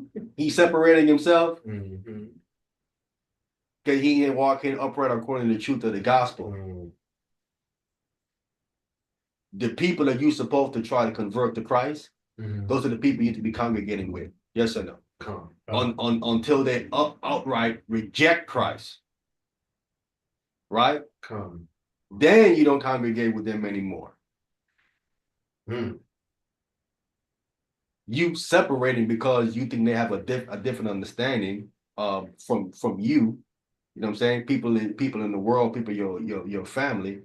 That's not how it's done, because he cannot say definitively that his family reject the Messiah. Can he? No. They have a different understanding of the Messiah than you do, but they still accept Jesus as Lord and Savior. Right? Isn't that more important to believe that? Yes. Right? Than some Christmas dinner? And the Torah does have a clause for ignorance, because clearly they're in ignorance when it comes to understanding of what Christmas really is. They really don't understand it. You know what I'm saying? But you separating, as we see right here, as Peter did when these men came down, Paul was like, dude, you're not working according to the truth of the gospel. We are here for the Gentiles, right? To disperse the broad Israelite. That's who we're here for. Right. But you're scared of the people that came down from Jerusalem. Now you don't want to hang around there, but you was eating with them. He's being hypocritical. Right? Go ahead. I said unto Peter before them all, if thou, being a Jew, liveth after the manners of Gentiles, and not as do the Jews, why compellest thou the Gentiles to live as do the Jews? Right. So you don't live like a Gentile, right? Like the Jews. So why are you compelling Gentiles to live like Jews? He's being hypocritical. But listen, this is the same thing you can look at Camp Tazariak. Correct me if I'm wrong. right? Do not Tazariak is hanging around WAC 100. Yep. WAC 100 is a gang member. Yep. And do not believe in Christ. Do not. Right or wrong. That's right. His own mama and family who do believe in Christ. Right. He's talking about us separate from them because they keep in Christmas. Right. What is WAC doing? Wow. What's WAC doing? He's in the midst of They're everything. celebrating all the pagan holidays. All of them. That's what's WAC doing. Yeah, go ahead. I must have had something playing because I heard Wack tell Tazariak, he said, I'm down with the Muslims. I don't know what you into. Yeah. And he just went left on Tazariak. Yes. That's like, God. pick up your stuff and walk out at that point. Right. What? Tazariak just sat and ate all of that. I'm like, But WAC cursed him out. WAC called him a coward and all kind of other stuff, and he's still hanging around with him. And he said something about Abraham too. Yeah, so how come you ain't separated from him? Yes, and most likely, I don't know for sure, but most likely, WAC eat ham. Right or wrong. of course. Yeah, he can just. He'll eat the pig. Right or You wrong. can tell how he talks. He'll eat the swine and all that other stuff. You hanging around him. Like a pig. His face looked like bacon. No. I'm trying to say, he hypocritical, bro. He's hypocritical what he's trying to say. You can tell it's affecting him too. It's like he got high blood pressure, kind of stuff. I hope he don't. That's what I'm saying. He's constantly on these different platforms, right? Yeah, With non-Israelites, Mhm. right? People that don't believe sometimes on these different platforms, right? Talking to them about the truth. How come you spending that same time with your family and try to talk to them like you do to other people? Was he was on Adam 22 or whatever? I think he was, Con. For a minute. Con. Oh my God. He's in the middle of everything. Yeah, but I'm saying he's willing to interact with these people and talk about the truth, but you don't do it with your family, though. Right? Your loved ones, the close ones, right? I tell you, your mama's gonna listen to you more than Wack will. Wack is not listening to nothing. He's so quick to separate from his family because they celebrate Christmas, but not these other people that do worse. As a matter of fact, they worse. Gang bang and all that. Yeah. I think Wack in trouble, big trouble. If they Not only gangbang, he openly denies Christ. He openly said that ain't your Bible. He said he's with the Muslims. Right, yeah. He disrespect Abraham openly. Now this is not in secret. He does this openly, and he's still over there hanging with him. Right now, does not the Bible specifically says, "Be ye not unequally yoked with unbelievers." Calm. Wack is clearly an unbeliever. Clearly an unbeliever. There's no question there. And he's trying to do business with him. Remember, if you remember the first part when he met him, he was trying to do business with him, right? And he's still over there on his platform on what's that? Clubhouse? On Clubhouse. The what do you call it? The 100 side, he called it. He's still over there. He even let him name him, start calling him Baptist. Yeah, he's still over. Right. Call them Baptist. Look at it. Yeah, right. Giving them names. See, he be hypocritical, bro. He would have been called. I would have called him out being a hypocrite, right? But nobody in the congregation is saying anything about what he's doing because obviously they must condone what he's doing. Hey, who was that came on? Was that E-Man? No, E-Man's already on. Who came on just now? Thanks, Sir Smith. Sir Smith? It might be because he wasn't on yet.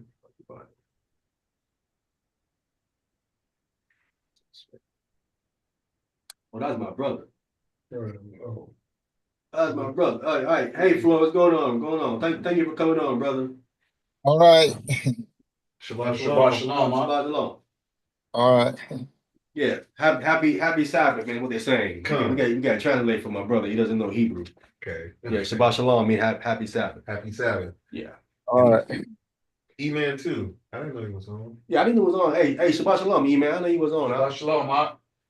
Hey, Shabbat Shalom, fellas. All right, we can stop it right there. So we got that. Tony, did I answer your question, Tony? Before we move on? I know, I don't know where it is, but yeah, it was another one where it say, is it not lawful for to sit in the company of the Jews? I don't know where it is. somewhere, but I think he was asking them that. You talking about Cornelius now, it sound like. Mhm. That's what it sounded like you talking about. You talking about Cornelius in Acts chapter 10?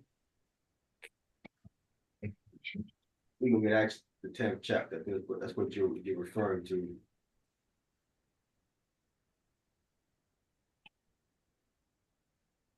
Gotta be around some 40 something, I think it is. We try 40 first. Maybe it's Oh, not maybe it's 28. 20. Okay, yeah. All right, what's the question exactly? Oh, is it unlawful to be in a presence of the just sort of not really non-believers, but just read it out. Yeah. Have to read it out to get the understanding of it. All right, go ahead. Okay, I'm at Acts chapter 10, starting at verse 27. And as he talked with him, he went in and found many that were come together. Go ahead. Verse 28. And he said unto them, ye know how that it is an unlawful thing for a man that is a Jew to keep company or come unto one of another nation. But God hath shewed me that I should not call any man common or unclean. Like when he was saying to be in like in the presence of the company that's not Jews, is it unlawful? Yeah, I mean, coming to company one of another nation, a completely different nation. Right. And that's family. So yeah, someone that's not because someone that's not your nation worships another god. You know what I'm saying? Remember, every nation had their own gods. Yeah. Right? Yeah, they had their own at that time. They had their own gods. You know what I'm saying? Yeah. Plus, on all of that, I mean, if you was from another nation and you were to turn on your god, your own nation will hunt you and kill you at the same time too as well. You know what I'm saying? That's why people be missing with the background in the first century again. It ain't just simply to convert. That's why Muslims don't, when they hear certain truth from the Bible, they don't ease up. They just stay with the brainwashing. Right. But let's go beyond it. Let's just say there was a person from a different nation that did convert over, right? Like Ruth. Like Ruth. That we had someone that, and we also had Rahab, right? That did convert over again, right? You can have company with them because the defining factor is that the belief in the God and following what that God say for that particular nation, right? If they're following what your God say in your nation, then yeah, because we also have in the Torah, the different nations they want to keep Passover, they got to get circumcised, all their males, so that then they can keep Passover, right? So even in Torah, it tells you to keep company with them, but we see that they're keeping the law given to Abraham, right? And they keeping the law that God gave the children of Israel. So when they do that, you keep company with them. But this scenario here in 28 is speaking of someone of a different nation, obviously that's not keeping the laws of God. So you can't keep company with them. He said, but he understand that God had showed him that he shouldn't call no man common or unclean, right? And he's again, this goes back to someone that's unclean ceremonially, right? You coming in contact with something that's considered to be unclean, which they deemed you as being common, right? And he's saying that you shouldn't call no man common or unclean, because God said, God have cleansed up those people. That's the common part, not the unclean, but the common. Saying leprosy, unclean. Yeah, unclean. But the common thing again, it goes back to you coming in you're clean, but you touch something that's unclean, right? They say that makes you common, right? In other words, they shouldn't hang around with you. Instead of they saying, well, you need to go ahead and then go to the process of cleaning yourself. They just label you as common, right? But along with you being common, right? You becoming common, the process of you getting unclean is where the issue comes in with Christ with the Pharisees. When you are a clean person and you touch something that's unclean, you become common, right? According to how they see it, right? For you to get clean, you have to go and wash your hands and say a prayer 7 times. Mhm. If you don't do it that process that way, you're still considered to be unclean or common according to how the Pharisees viewed it. Come. Oh, so that's the part. You have to of do a the ritual. Pharisee. That's why Christ saying your traditions. The Right. tradition was you have to wash your hand and say a 7 prayer 7 times. times for you to Wow. become unclean. Okay. That's the part that I never That's really the issue that he was understood. taking with what they were saying.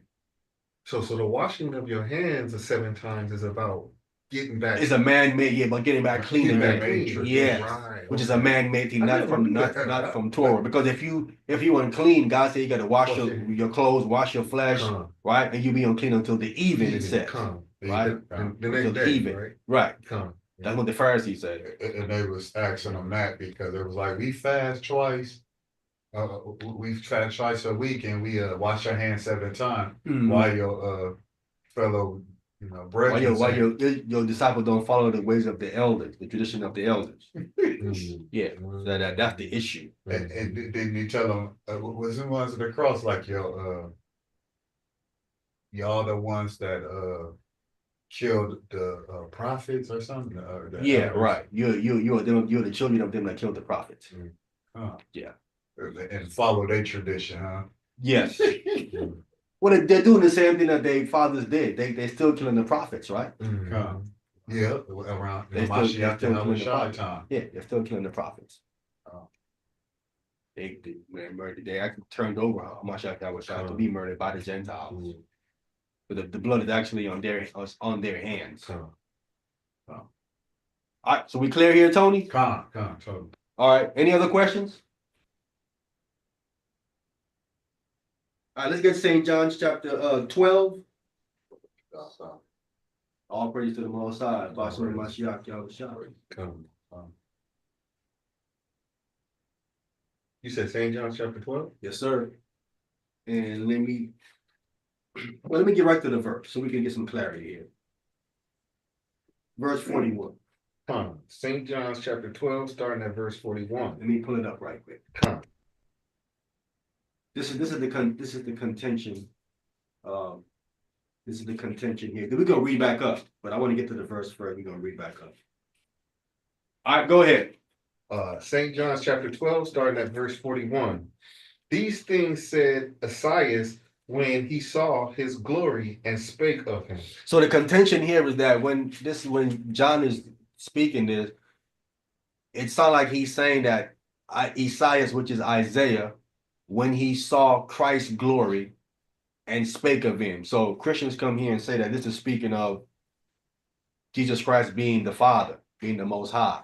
Glory. Because of when he saw his glory, right? But then we're going to read up because then he's quoting Isaiah, right? He's quoting Isaiah. That's what Isaiah is saying, right? Can we jump up? Give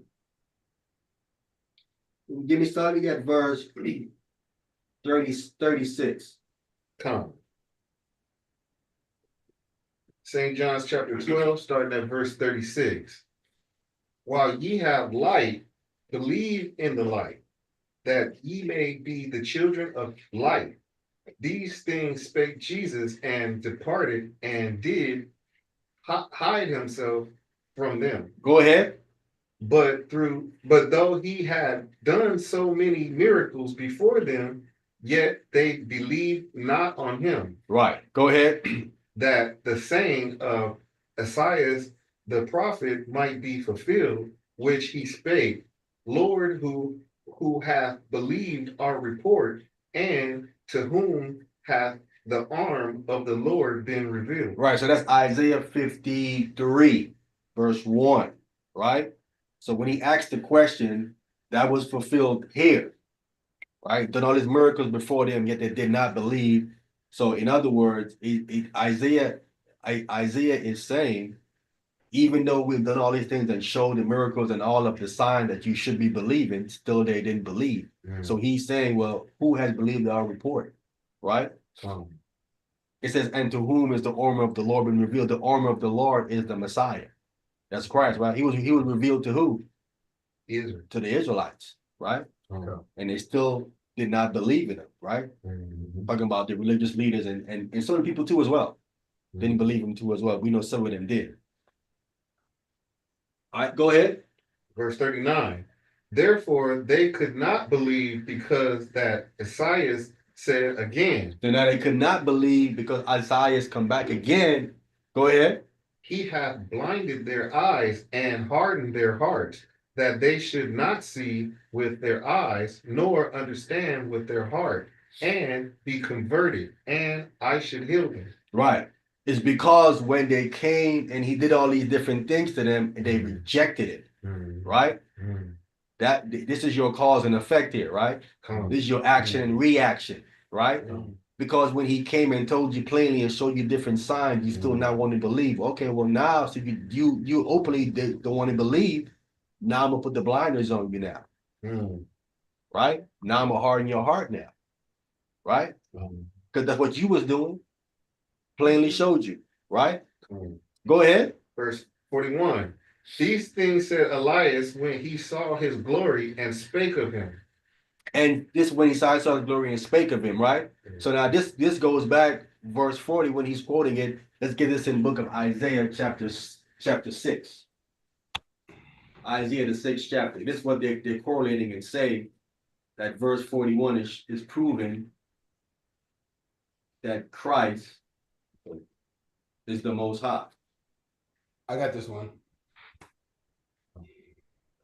We'll start at verse 1. Verse 1? Okay.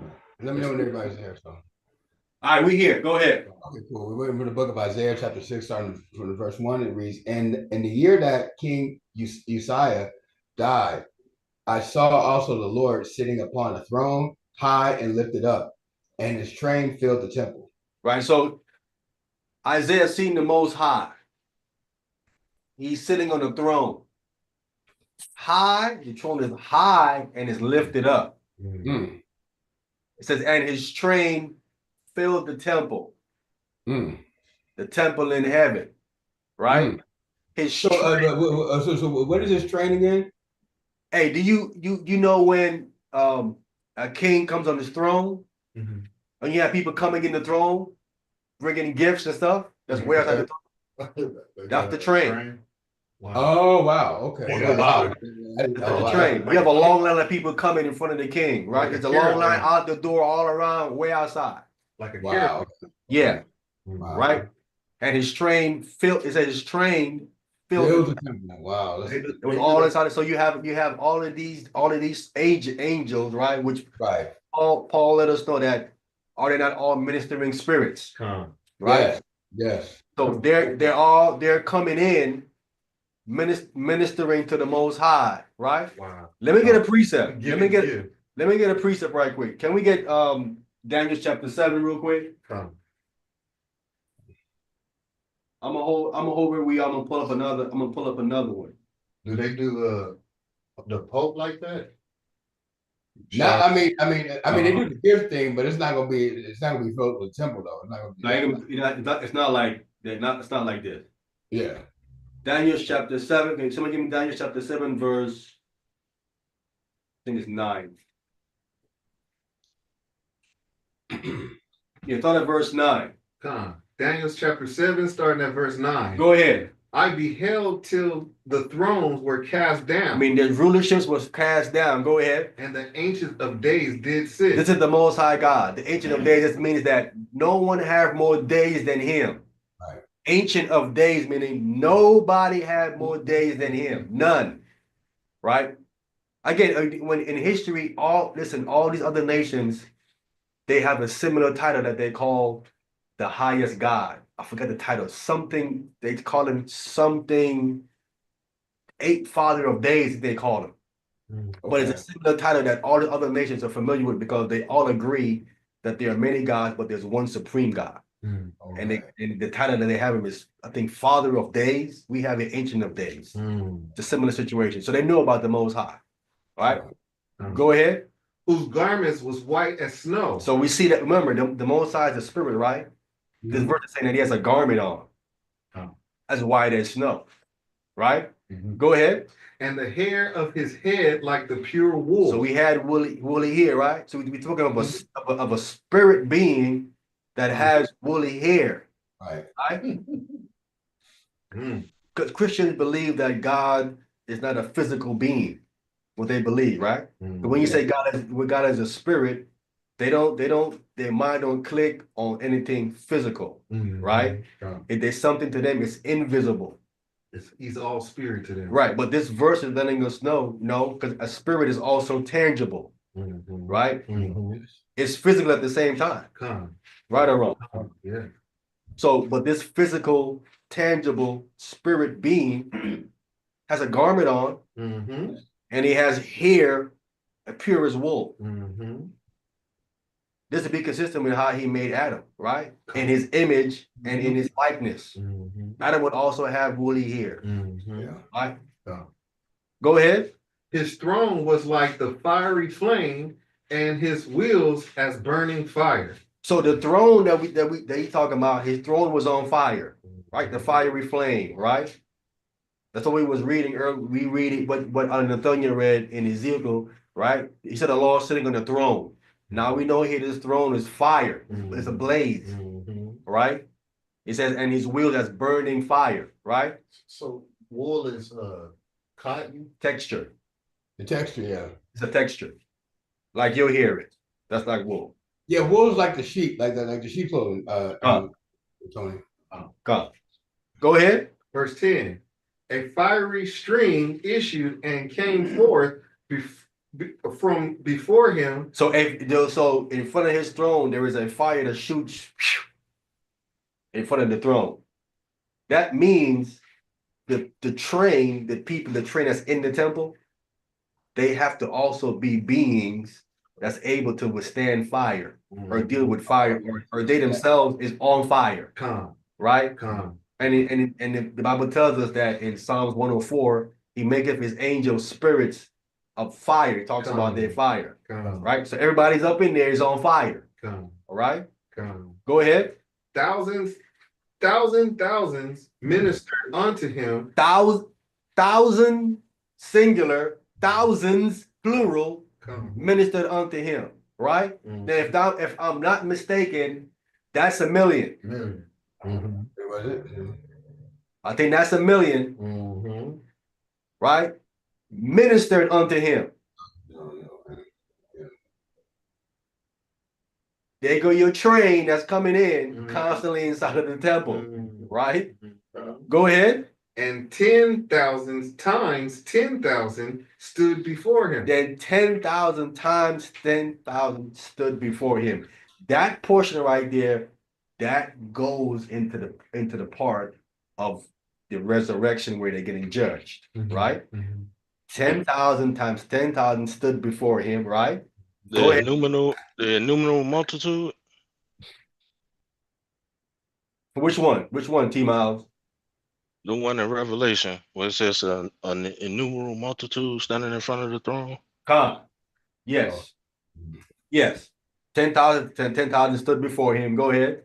The judgment was set. See, the judgment was set, meaning that the judge was set, right? He was set, ready to go ahead and pass the judgment, right? The judgment was set. Go ahead. And the books were open. See, and the books was open. This goes back to Revelation where it talks about, and it will judge all of those things that was written in the books. Right, the books. The books here again.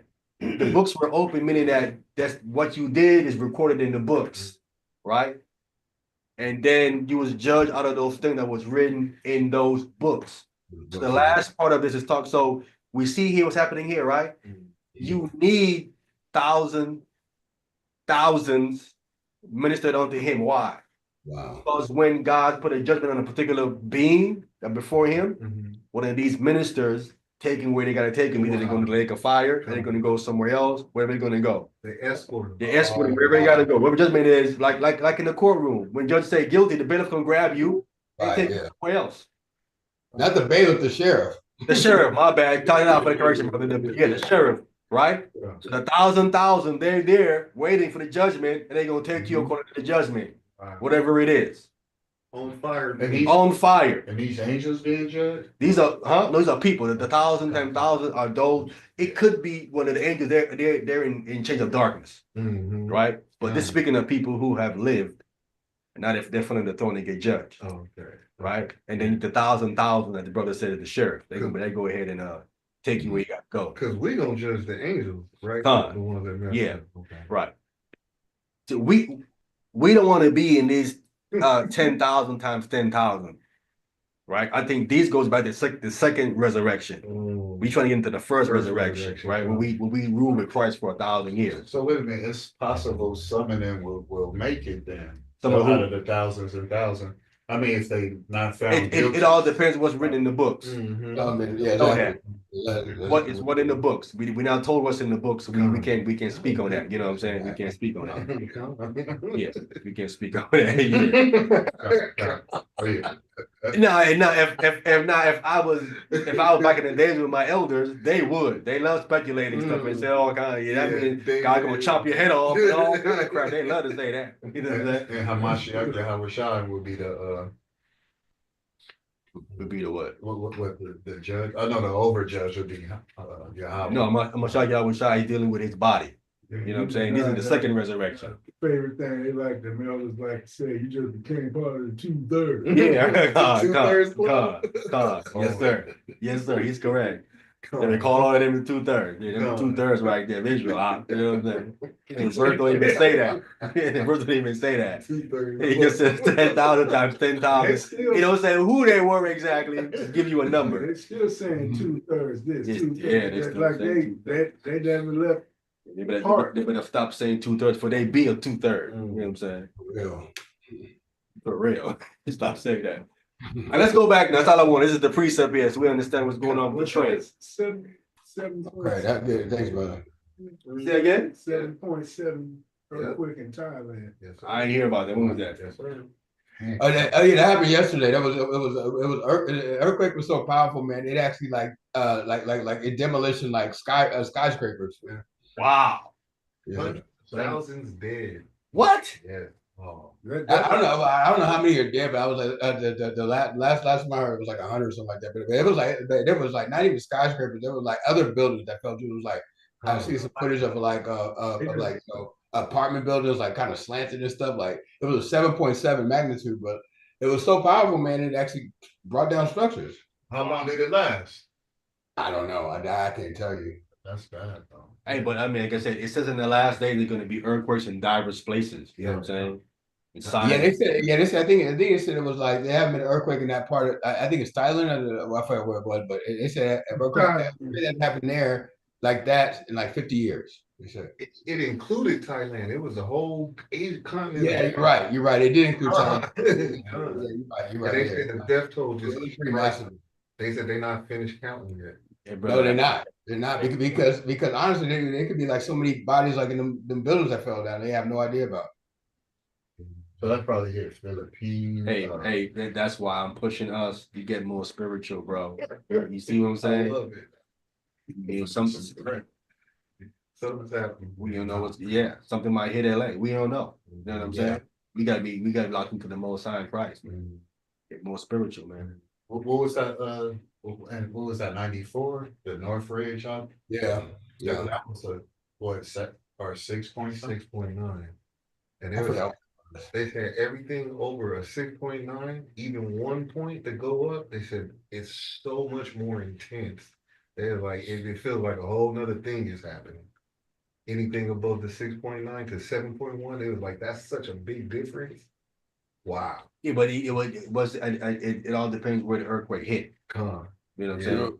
Not built right over there. Depends where it hit. Yeah. I'm gonna send you guys a clip that I seen yesterday, man. It's not that long. I'm putting in the group chat though about like because like there was like there was like an image of like they had like pools like on top of skies where people live, and there was just like water coming down, whatever. You could tell like maybe people might got drowned, whatever for that stuff, but like it was just like it was crazy, man. And like you can see like the footage from like how things were swaying, like how I've never seen anything like that, bro.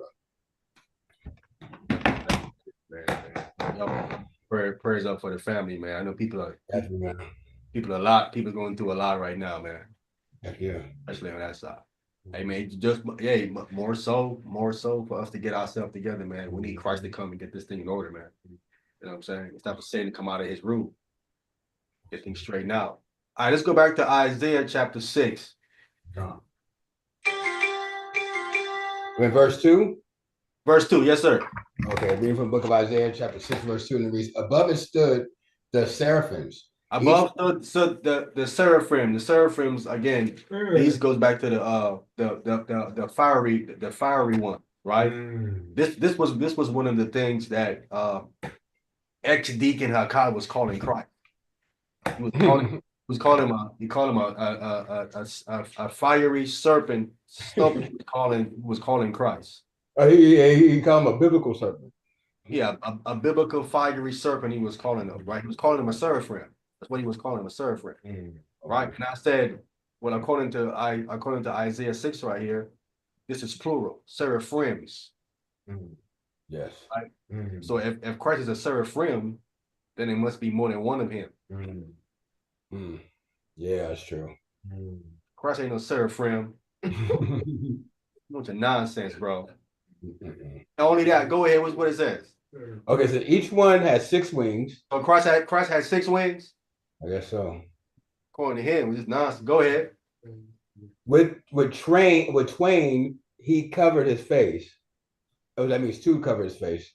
Okay. And with twain covered his feet, and twain he did fly. Right. So that's Christ. With 2 he covered his face. And with 2 he covered his feet. Nope. What kind of nonsense is that, man? You guys are going off. All right, go ahead. Verse 3. And one cried unto another and said, holy, holy, holy is the Lord of hosts. The whole earth is filled with his glory. Right. So this is what they're trying to say, right? Holy, holy, holy, holy is the Most High, is the Lord of hosts, or Yahweh of hosts. The whole earth is filled with his glory. They believe this is Christ, because they're saying, right? He saw right here, it said the whole earth is filled with his glory. That Isaiah is describing Christ. He sees Christ, right? That's what we read. That's what we read in St. John chapter 12, verse 41.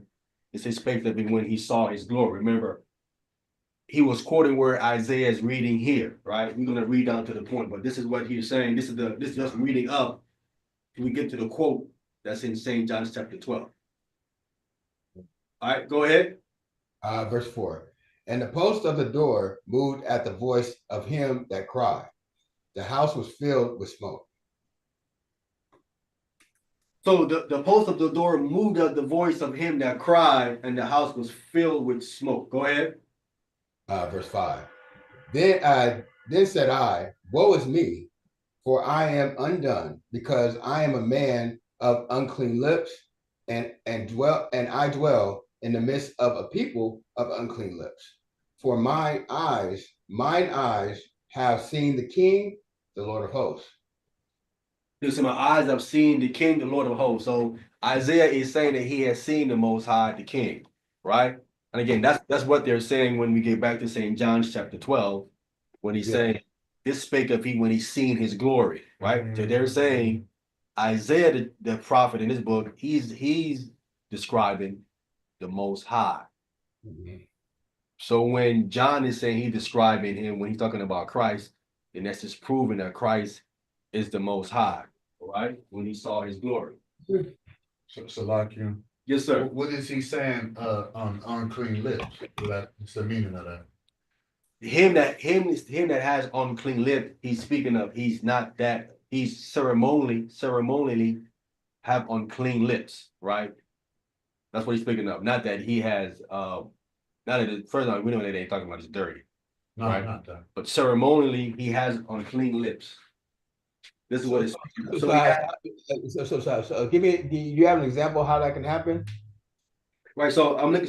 So we have the word unclean. Is the Hebrew word tame. Tame is meaning something that's impure, or it's unclean, but ritually, it's ritually unclean. Ritually means a fixed set of actions or words, right? It says it could be foul in a religious sense or polluted. This is the definition of tame. This is the word unclean. And we know lips is speaking of speech. Right. Yeah. Speech or speaking of prating.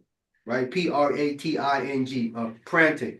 Pranting is foolish talk. Okay. So the reason why his speech is considered to be unclean because it's a bunch of foolish talk or idle talk.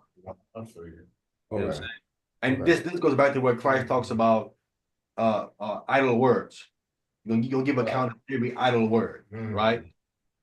Meaning you just like people love to talk long, but don't have a point to what they even speak, what they even saying.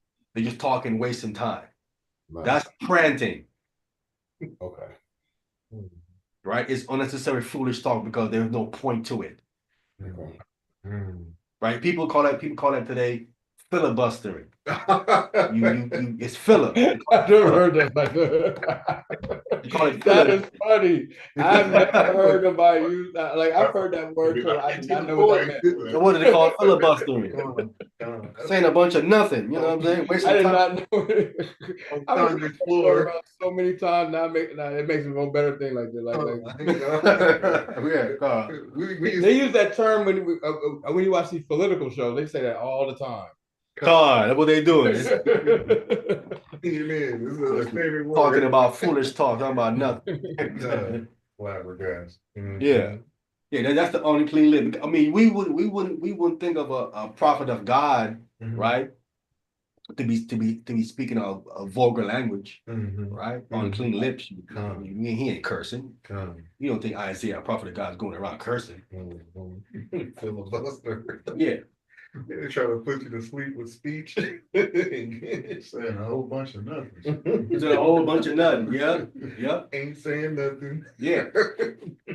But I'm saying it can give you an idea of even if the prophet Isaiah, right? When the background that he comes from, he comes from a whole bunch of Philip. I mean, and that's listen, we all done been there, done that, right? They don't sat there and said a bunch of nothing about nothing. You know what I'm saying? Can't believe it myself. Especially in the world, people in the world love doing this kind of stuff, bro. They love talk about nothing that doesn't mean nothing. All right, go ahead.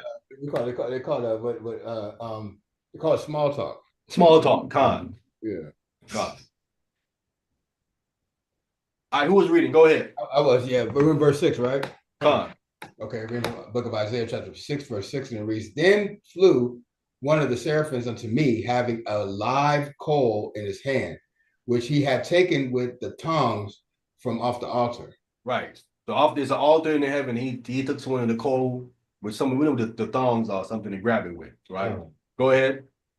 And he laid it upon my mouth and said, Lo, this had touched my lips, and thine iniquity is taken away, and thy sin purged. Right. So that iniquity is taken away. That iniquity is the Hebrew word avan or avah, right?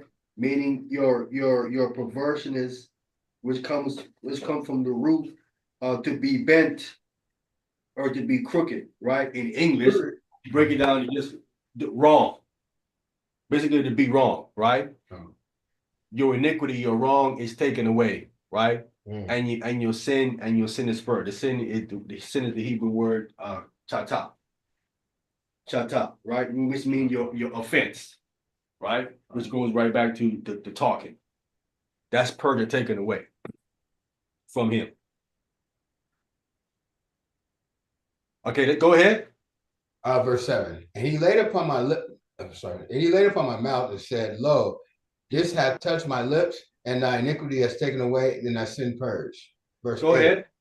Also I heard the voice of the Lord saying, Whom shall I send, and who will go forth for us? Then, go ahead. Then said I, Here I am, send me. All right, so now it says here, also I heard the voice of the Lord. That's the Most High saying, Whom shall I send, and who shall go for us? Right? Then said I, Here I am, send me. Who's going to go for us? This is talking about obviously either the Most High in Christ or the Most High and the angelic host that's in heaven, right? Who's going to go for us, right? Go ahead. Verse 9. And he said, Go and tell this people, hear ye indeed, but understand not, and see ye indeed and perceive not. Right? This is the quotation that we have, right? That we just read in St. John chapter 12, right? That they shall perceive, hear not, and understand not, and see indeed and perceive not, right? Because Christ did other miracles and then they did not believe. Right. And then so Isaiah comes and Isaiah said again, as you quote, this is where he's quoting, right? Then the 41st verse says, this said I, can we go back to read it right so I can show it?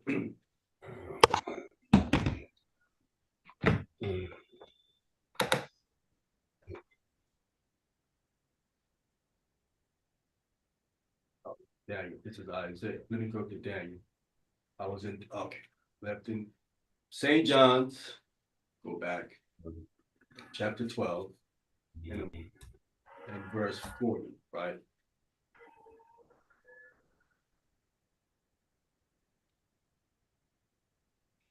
Verse 39 says, therefore could they not believe, because that Isaiah says again, he are blinding their eyes and hardening their hearts, that they should not see with their ears, nor understand with their heart, and be converted, and I should heal them, right?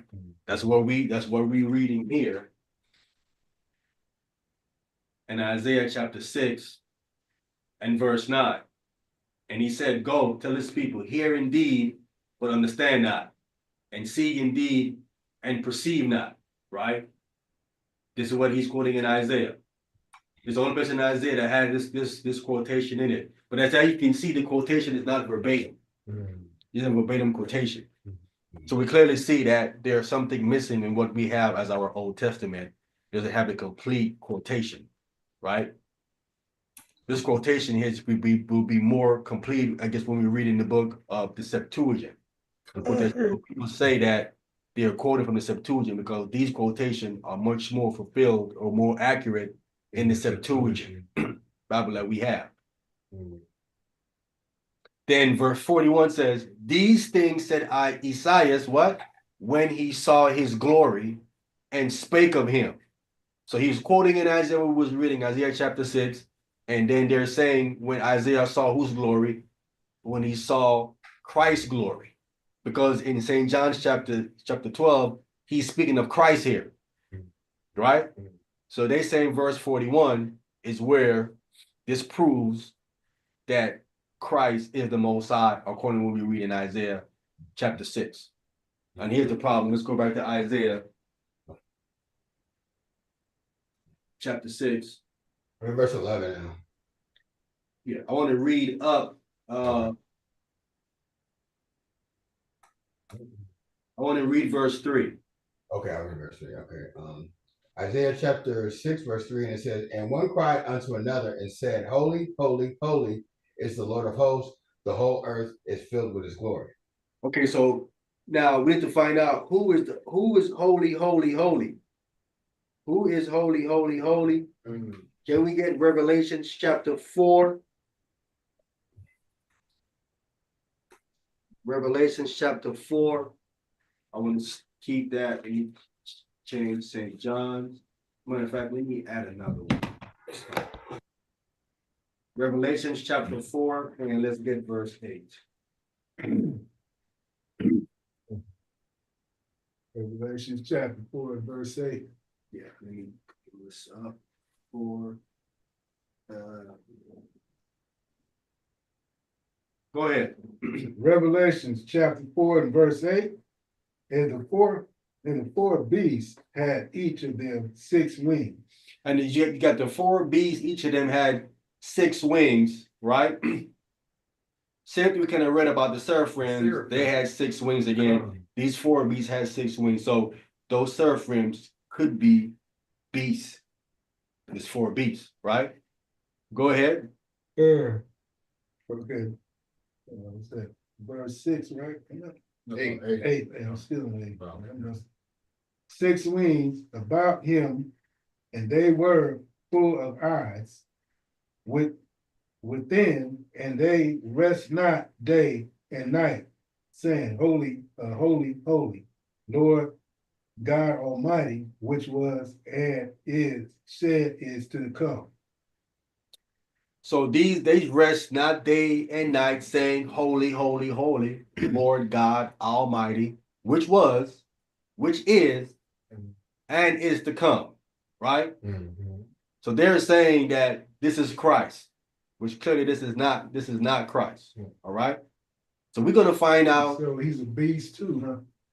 No, that's the seraphim. Yeah, but he gonna say, man, he's a beast, right?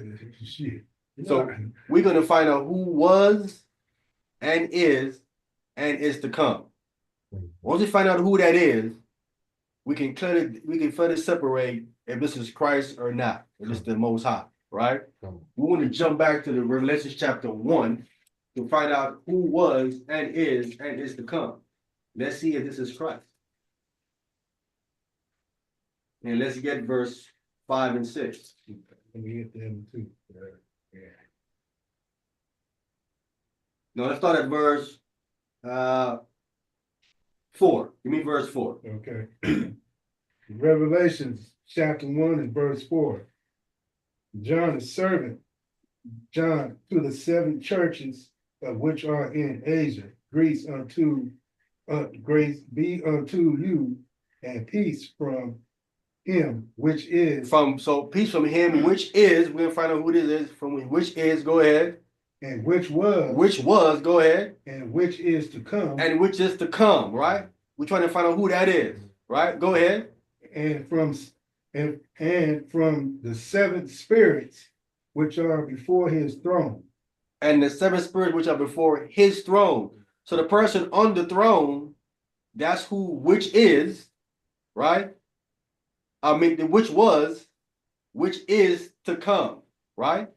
From him which is, which was, and which is to come is the person sitting on the throne. Clearly, right? It's so, and it says before his throne. Go ahead. And from Jesus Christ, who is the faithful witness. Okay, so, and Jesus Christ, he said Jesus Christ, he is the faithful witness.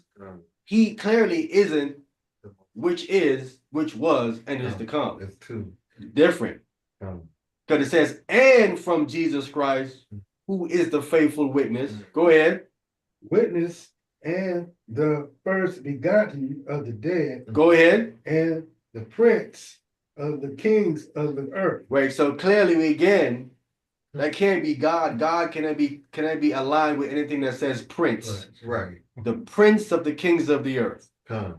He's the king of the kings. He got to be the king. Everything Most High is king. There's no prince involved in any of his titles. So Christ is the prince of the kings of the earth. Go ahead. Unto him that loved us, unto him that loved us and washed us from our sins in his own blood. In his own blood. So we have Christ's titles here, right? The faithful witness, the first begotten from the dead, the prince of the kings of the earth. So we have his titles here. So he clearly he's not which is, which was, and which is to come. So the holy, holy, holy is the Most High. It's not Hamashiach Yahushua. All right. And let's get one more right where we are. Verse 8. Verse 8. Verse 8. I am Alpha and Omega. I am Alpha and Omega. So we know, listen, Alpha and Omega, that's Greek, right? So originally, it was written in Hebrew. This would be the Aleph, the first letter, and the last letter would be Tav, right? Or Tha, right? Aleph and Tha, Hebrew, right? Go ahead. The beginning and the ending. The beginning and the ending. Go ahead. Says the Lord. Saith who? Says the Lord. Saith the Lord. Go ahead. Which is. The Lord is which is. Go ahead. And which was. Which was. And which is to come. And which is to come. Who? The Almighty. The Almighty. So again, we have who, which is, which was, and which is to come. It's the Almighty. That's not Hamashiach Yahushua. And this is the Most High's name right here, right? Where? Which was, and which is to come. Know what his name mean? That's the definition of his name. Okay. Right? I am, he is, or causes to be. right? And when Yahweh. When they say says the Lord, got the capital L on the Lord, so you know.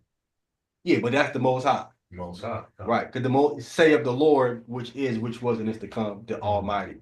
That is not Christ, right? Christians think that when they see Alpha and Omega, the beginning and the ending, they think that that's speaking of Christ. That is not speaking of Christ. That's the Most High. That's speaking of the Most High, He right? Because he's the beginning. And there's no one before him. That's the Ancient of Days. And he's the Ed, right? The Ancient of Days, right? No one have more days than him, right? So how can that be Christ? Christ is an Ancient of Days. Come. He's a creator. That would clearly prove to you that Ancient of Days would have more days than Christ. Come. Yeah. So that would mean then he's the beginning. Come. Because he has more days. So holy, holy, holy cannot be Hamashiach Yahweh. And you said the Alpha and Omega, that's Greek? That's Greek. Yeah, That's the Greek alphabet. Alpha and Omega. You have the Alpha, Gamma, Bama, all them Greek fraternities. You know, That's all you mean Alpha, Beta, Phi, Sigma, Rho? Yeah, Alpha, Beta, Phi, Sigma, Rho, all them. That's what they say. The alphabets. Yeah, so he said the alphabets. No, he getting like Shannon Sharp when it comes to the Lakers. Shannon Sharp say UFC, KFC, NFC, Lakers in 5. Like, looks like Clippers, they back in the playoffs. That's good, man. They're in 6 now. That's good. What happened in Golden State? They fell? Yeah, they in the 7th place. They're in the tournament. They're in the problem. they didn't play in. They didn't play in. All right, good. We got that. Okay, so we got that cleared up that St. John chapter 12.41 is not speaking of Christ. I mean, not speaking of the Most High. This is speaking of Christ, right? He saw Christ's glory. How we know he saw Christ's glory? Because when we read in Isaiah chapter 6, and we read, where's the verse? No, I passed it up already. Verse 8, it says, also I heard the voice of the Lord saying, whom shall I send, and whom will go for us? Right? Then said I, here I am, send me. So who will go for us? That will let us know that Christ is there. Christ is there with the Most High, right? Christ is there with the Most High at this time. When Isaiah is saying this, Christ is on the earth yet. He's with the Most High, right? Wow. That's where he would be, right? Now, at this point, the question is, does Christ have glory at this time? Now, if I can show the verse that he has glory at this time, then it's clearly when Isaiah, when he's saying, when he saw his glory, then he's speaking of Christ. Because we identified he is here with the Most High. And they pulled the verse and show you he had glory at this time. Wow. This is what he's saying in St. John chapter 12.41. These things said Isaiah when he saw his glory and spake of him. So you showing right now that Christ was predestined. Well, he's predestined, right? He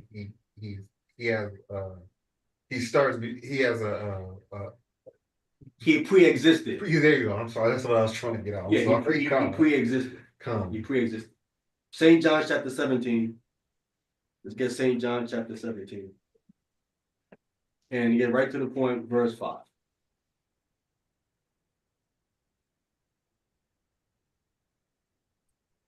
St. John 17, verse 5.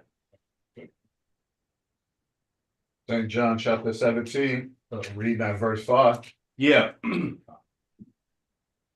St. John chapter 17, starting at verse 5. And now, O Father, glorify thou me with thy own self, with the glory which I had with thee before the world was. Before the world was, right? So Christ had glory with the Father before the world was. Wow.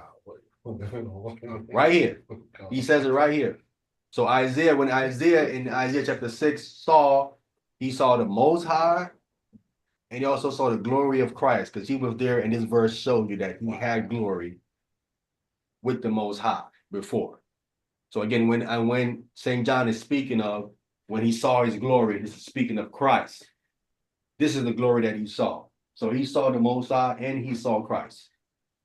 So he's speaking of Christ's glory that he's speaking of there, right? We're going to get one more. We're going to move on. Daniel chapter 7. We was before. Go ahead, Tony. You want to say something? What was the earth made for? Was it for the fallen angels, or what was originally made for? Man, Say again. What was the earth originally made for? It sounded like it was originally made for some angels. And they messed it up. Saint Daniel chapter 7, verse 13. Who has that? I got it. Go ahead. Daniel chapter 7, starting at verse 13. I saw in the night vision, and behold, one like the Son of Man came with the clouds of heaven. So we had one like the Son of Man. This is Christ, right? Mm-hmm. This is Christ. He came with the clouds of heaven, right? Mm-hmm. This goes back to when he resurrected. So when he resurrected and he left, it says a cloud received him out of their sight. That's what 7 verse 13. Daniel chapter 7, verse 13 is where we are. Right? So when Christ ascended up, it said a cloud received him out of his sight, right? Mm-hmm. So this cloud takes him back, Mm-hmm. right? Mm-hmm. The cloud takes him back. He obviously goes and he meets other clouds, right? Mm-hmm. Other angels and clouds, right? Mm-hmm. The cloud is obviously some kind of vehicle that they travel in, right? Mm-hmm. So here we kick in St. Daniel chapter 7, verse 13. It says, and I saw in the night vision, and behold, one like the Son of Man came with the clouds, more than one, Mm-hmm. clouds of heaven, right? So these clouds, these vehicles belongs to heaven, Mm-hmm. clouds of heaven, right? This is where they are. Mm-hmm. So they come to take you to heaven. They come from heaven and come down to pick you up and take you back to heaven, right? Isaiah and Enoch. Yes, come. So we see here he's taken back to heaven. Go ahead. And came to the Ancient of Days. So this Christ came to the Ancient of Days. So again, Christ can't be the Ancient of Days. You can't come to yourself, right? He came to the Ancient of Days. Go ahead. And they brought him near before him. They have to be the angels. And the angels brought him, Christ, before him, the Ancient of Days, right? Mm-hmm. He came before the Most High. After he finished his mission on the earth, he was brought before the Most High by the angels, right? Go ahead. Verse 14. And there was given him dominion. There was given him, see, because he earned it. Mm-hmm. He just finished his mission. He came and he was giving him dominion. Go ahead. And glory. And what? And glory. The glory he had before. He got it back. When we just prayed for it, we just read it, he prayed for it. It was given back to him when he went back up there. Glory, go ahead. And a kingdom. It was giving him a kingdom as well. Go ahead. That all people, nations, and languages should serve him. Go ahead. His dominion is an everlasting dominion which shall not pass away, and this kingdom that which shall not be destroyed. Right. So all that was given to Christ when he went back. Wow. Right. But we don't see this hasn't come to pass yet. We are getting closer and closer to this actually being fulfilled. So first of all, he got him the Father in heaven, and then the Most High started working it out to make all of this come to pass here in verse 14. And this is an everlasting dominion? Everlasting kingdom. Tony. Was this his spiritual Hamashiach Yahushua that these things was given to, or not the body, spirit. Not the body they picked up and sent back to heaven. Because remember he was still alive, like I haven't descended to my Father. So this not the speaking of the body though, or the physical body. No. Okay. No, because the physical body can't come into the spiritual realm. So where did his body go? Whose body? Hamashiach Yahushua. He went to a different. His body was changed. Let me pull the verse. Let me pull the verse to show you. Like Enoch. No, let me pull the verse and show you. Can we get 1 Corinthians? You're gonna get it. I just curious on this part. I was trying to break this down till I couldn't do it. 1 Corinthians. 1 Corinthians. Chapter 15. Come. You gonna read it too. I'm not gonna let you read it. I mean, chapter 15. Yeah. Starting at verse 51. 1 Corinthians chapter 15, starting at verse 51. Take your time, take your time, take your time, brother. Take your time. 1 Corinthians chapter 15 from the top. 51. Oh, come. So I think Chapter 15, verse 51. 51. 1 Corinthians chapter 15, verse 51. 1 Corinthians chapter 15, starting at verse 51. Behold, I sue you the ministry. Now, I show you a mystery. Mystery. Right? Paul said, behold, I show you a mystery. Go ahead. We shall not all sleep. We shall not all sleep, meaning we're not all going to die. Right? Go ahead. But we shall all be changed. But we shall all be changed. Go ahead. 52. In a moment. How fast? In a moment. In a moment. Go ahead. Whoa. In the twinkle of an eye. In the twinkle of an eye. How fast is that? As fast as you can blink.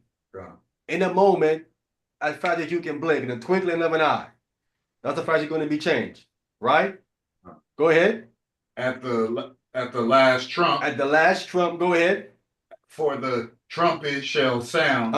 And the dead shall be raised incorruptibly. And the dead shall be raised incorruptible. Go ahead. And we shall be changed. And we shall be changed. Right? Go ahead. 53. For this corruptible, corruptly must put on corruption. Incorruption. Right? So this corruptible, which the flesh that we are in, this is corruptible. Right? That's why you get sick. You get all kinds of happen to this flesh. This is corruptible. This corruptible must put on incorruption. Right? Go ahead.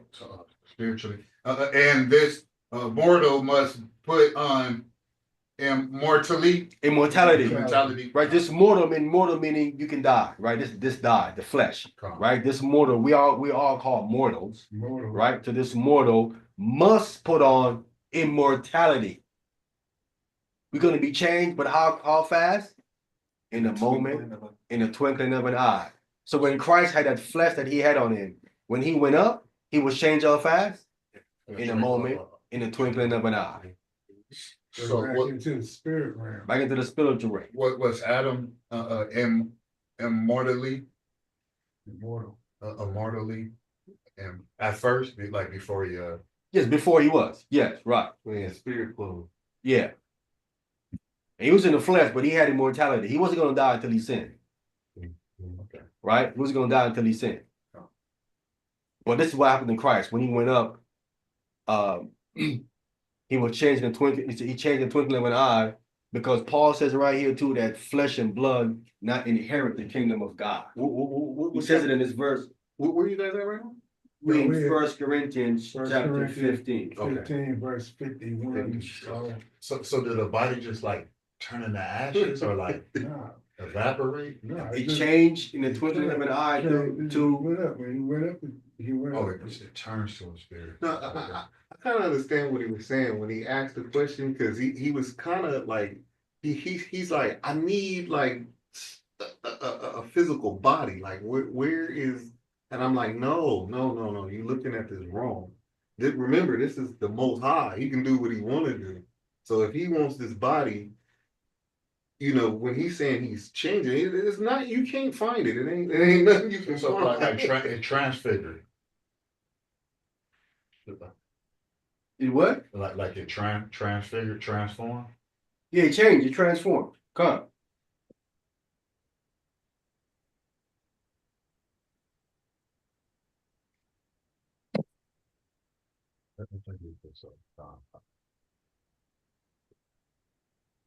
Yeah, it was transformed. And when he come back, like riding on a pale horse, or like on the clouds, a chariot, that would be the spiritual Hamashiach Yahweh Shah. Yes, he come back in the spirit. Right. He's not gonna come back in no flesh.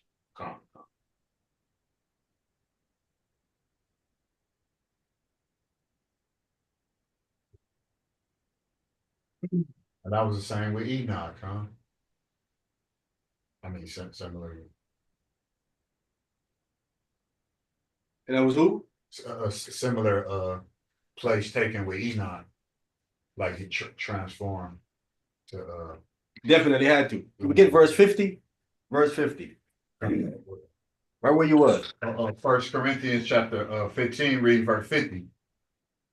Now this I say, brethren, that flesh and blood cannot inherit the kingdom of God. See that?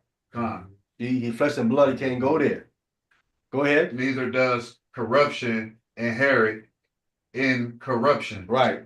Neither does corruption inherit incorruption. Right? So no flesh, okay. No flesh can go to the kingdom of heaven. Right. You got to be changed. You got to be transformed. Right? You have to be a change. So that's what happened in Christ when he went back up. All right, any other questions before we move on? Any? No. I got to understand. Nice one. All right, let's go to 1John chapter 4. Starting at verse 1.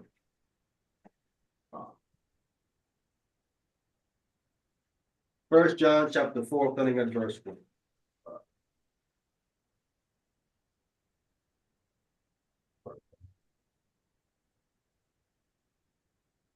Yeah, I got this one.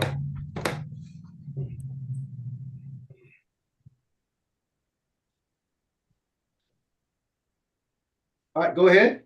Oh, okay, reading from book of Saint 1 John chapter 4, verse 4, you said? Verse 1, chapter 4, verse 1. Verse 1. Oh, my bad. Okay. 1 John chapter 4, verse 1, it reads, Beloved, believe not every spirit, but try the spirit whether they are of God, because many false prophets are gone out into the world. Right. So beloved, right? This is how we are termed, right, in the text, right? We are called beloved, right? That's how, because God said, if you believe in me and do what I say, he said, my Father would also love you, right? So Christ, when Christ was getting baptized, what does he say about Christ? He said, this is my beloved Son in whom I am pleased. Beloved, right? Then since we believe in Christ, we do what Christ and the Most High say, we are now termed as beloved, right? This is how they talk about each other. We are beloved. That feels good. That feels good. Yeah. And what a begotten mean? Be born, to be born. Right. But of the Most High, depending how. Yes, sir. Now, when it says St.John 3:16, he gave his only begotten son. What do them dudes that believe that he comes through sex? Why would the Most High say something like that? They don't understand the book. It says it right there. Plain as question. That was a good plain as question. That's one of the questions they can't answer. That was good. Wow. So yeah, we'll term this word is used all over the Bible. That's how the writers talk about the believers in Christ. We are called beloved. Yes, sir. Never heard this before. No, nobody never told me I was beloved other than yeah. He's talking about that breakdown beloved. I think it's the first time I heard you say that. Yeah, actually. Wow. Well, I gotta do a lesson on this beloved and everything. There you go, bro. See, there it is. David was called beloved. Yeah, he was beloved. He was the Most High said he was the man out of my own heart or something. Yeah, something like that. Yeah. Now, let's see, and this makes more sense in the lesson when you went into it. Like he's always with us. When we trying to do this thing, get this thing right, and do this thing, we are his beloved. That makes so much sense. Tony? No, when I'm seeing where it said because many false prophets are gone out into the world. Many. Yeah.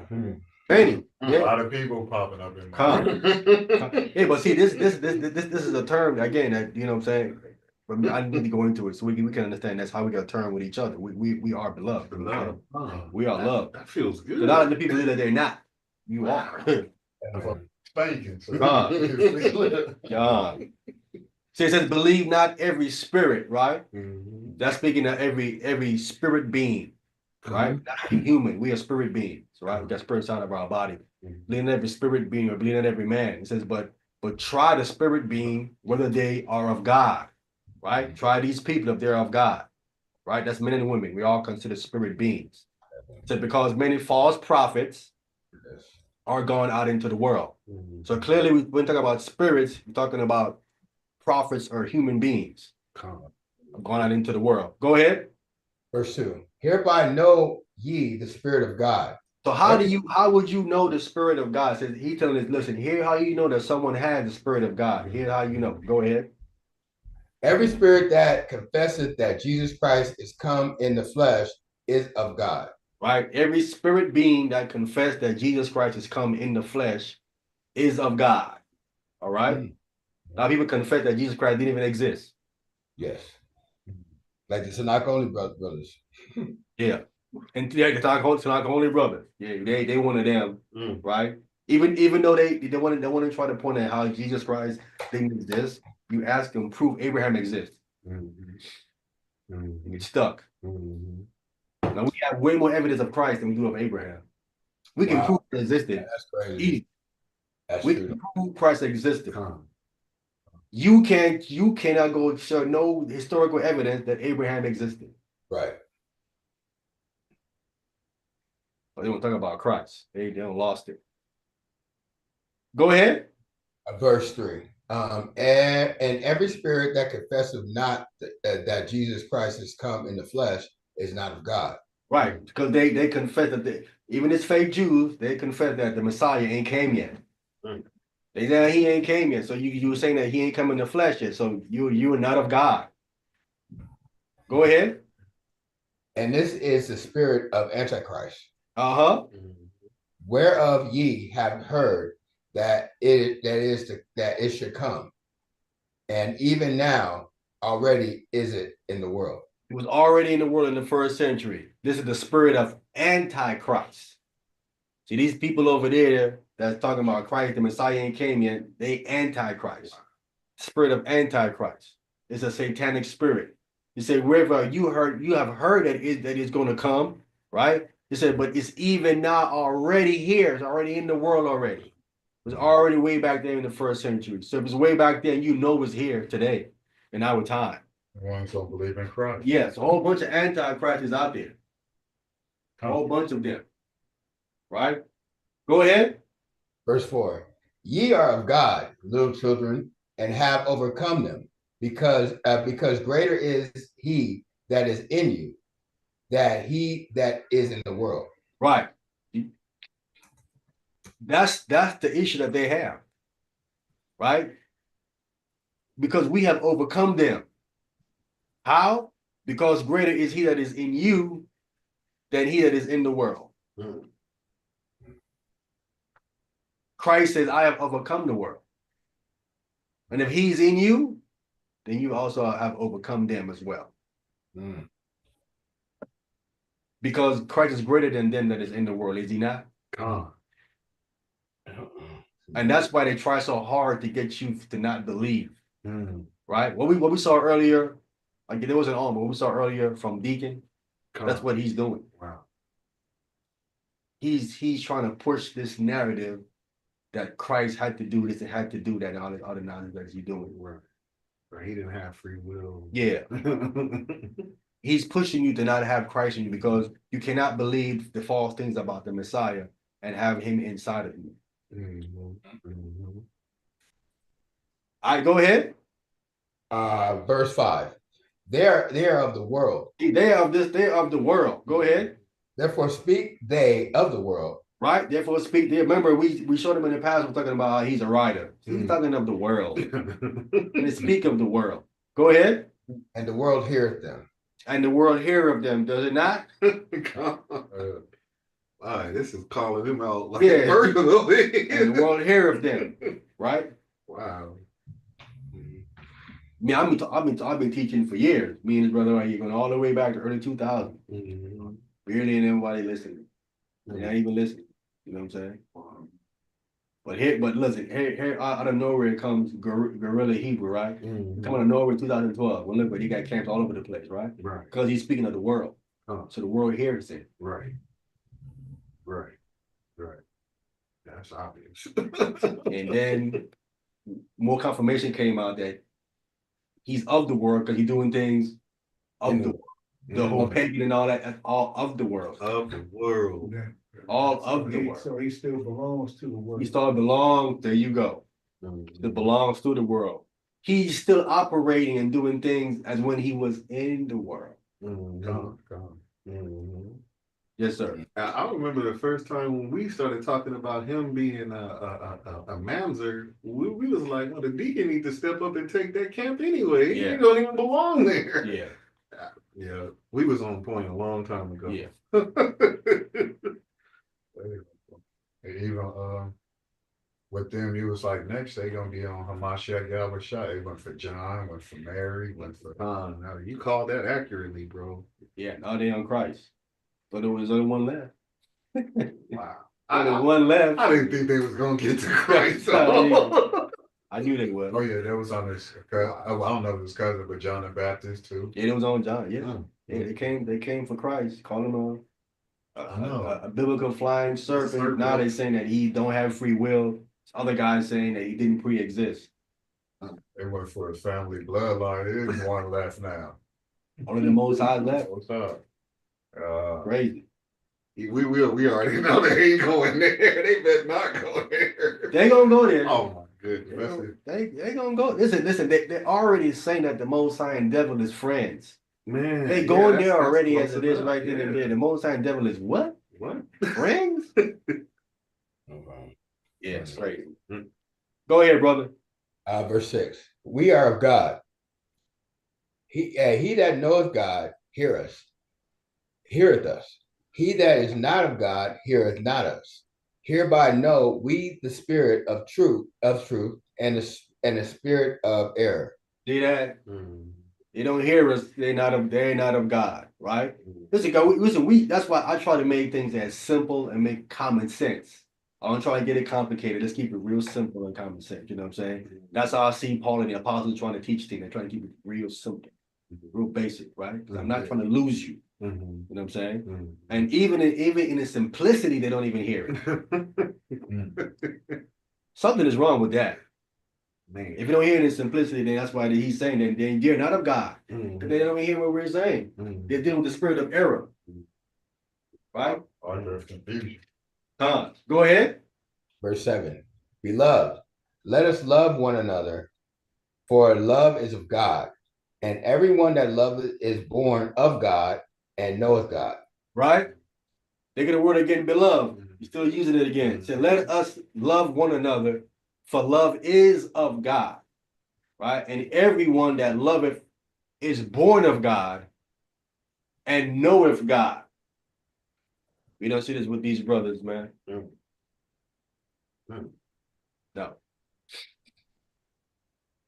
They talk about it a lot though. But their action, right? That's what Gorilla was talking about, Deacon. He said he ain't got no brotherhood, is what he was calling them out on. He called them out on this brotherhood. Right? He said breakdowns won't get you in, but brotherhood will. Is that what he said? He was calling Deacon out, I guess, and also Hassan, because now then they exposed him. You know what I'm saying? So he's saying let's be wrong together. He's saying let's be wrong together. Y'all don't leave. They fighting, and now he's fighting with Tazaria. Now they fighting. You know what I'm saying? Hebrew? Yeah, now he's fighting. You wasn't on when I played the video. That's why. But he talking about brother. You don't think he is? All right, go ahead, brother. Verse 8. He that loveth not knoweth God, for God is love. But God is love, right? People they say that God created evil.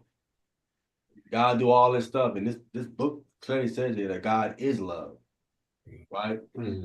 They say that God hate Esau before he was born. How does that make any sense if God is love? Where's the love in hating someone before he was even born, before he even did any good or bad? But is that love? Let's start there. Is that love? Let's keep it real simple. Is that Yeah, love? that was simple. I hate you before you're born. That's love? Nah, something's wrong with that. Well, they're gonna keep going with it. He declared the It doesn't make me clear the end from the beginning. You can't hate somebody before they do anything.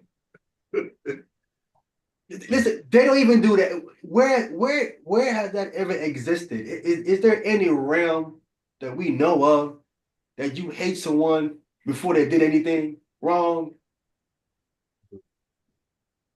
The question becomes, why do you hate them? why. They do nothing wrong. Why you hate them? Or I just hate them. Because that would be a defect, right? That would be a defect right there. Wait a minute. Hate don't spring from nothing. Am I right or wrong? That's right. When you say you hate something, yeah, that don't spring from nothing. Something deep going on there. Something deep is going on. Right? Yeah. When you say, man, I hate that, that's a little bit of passion in there, something, right or wrong? Yeah. That ain't just, well, I don't like it. It's all right. No, it's way more than that. Right. Come. That's Passion. Passion. You know what I'm saying? Good. All right, go ahead, brother. Verse 9.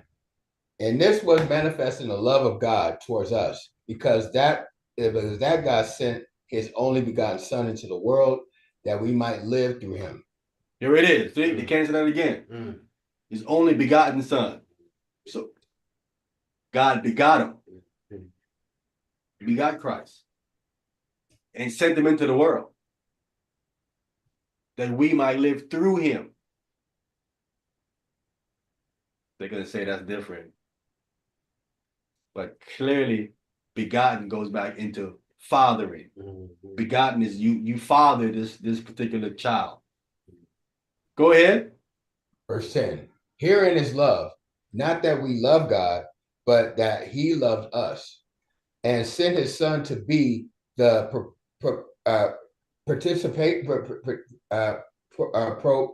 propitiation of our sins. Yeah, a propitiation. I'm sorry,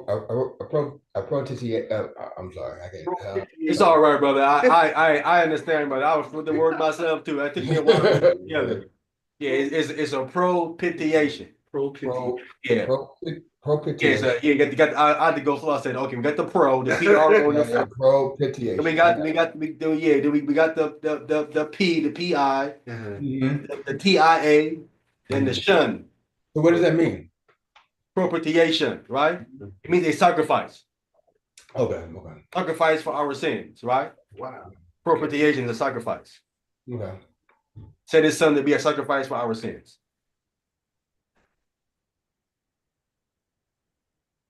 Yeah, I've been in that word. I was in that word for a couple of weeks. I was like, okay, I'm gonna get this word down. Yeah. All right, go ahead. Verse 11. Beloved is of God so loved us, we ought also to love one another. Right? You know, and listen, that includes your wife. That includes your wife too as well, right? That includes others as well. Yes. Right? Yes. You don't see these brothers doing that. No, they don't. Which one? Listen, you're not dealing with love when you have more than one wife.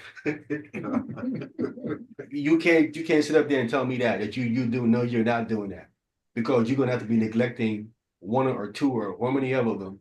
You're gonna be neglecting them. Neglect is not love. If anybody should have more than one wife, it would be God. We don't see him doing that. Even God had one. You know, I found out this week, man, because we were speaking on that Neil thing. You know, Shaq has like 4 white ones. He has 4 what? He has 4 himself, but they're all white women. He has 4 white women? Yes. No way. Yes, he does. like Neo? Yeah, but they're not so called. They're white though. Like I don't even think he calls them wives. They're like his girlfriends. They call them like that. Whatever. He has 4 of them. Wow. Oh, that's the reason why he's doing all these commercials. Because he got to break bread all day. Listen, hey, 4 women ain't cheap, bro. Oh yeah. Right there near the hill is not cheap to get done. Not at all. Right? And they look at you as the person that's bringing the money into the relationship. The money. Yep. I think all they gotta do is just look good. That's how they look at it. All they gotta look good. Mm-hmm. That's it. Right?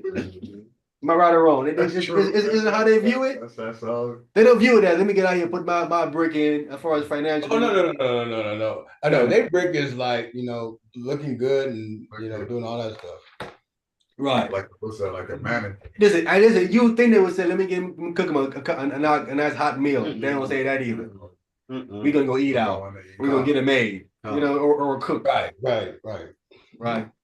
They mainly eat now. They mainly eat now. Or listen, or they gotta shop at the house. Right? Shop at the house. That's how they gonna do it. Shaq still got 76er money. He never played for the 76ers, dude. But I'm saying he gotta have a commercial with the general.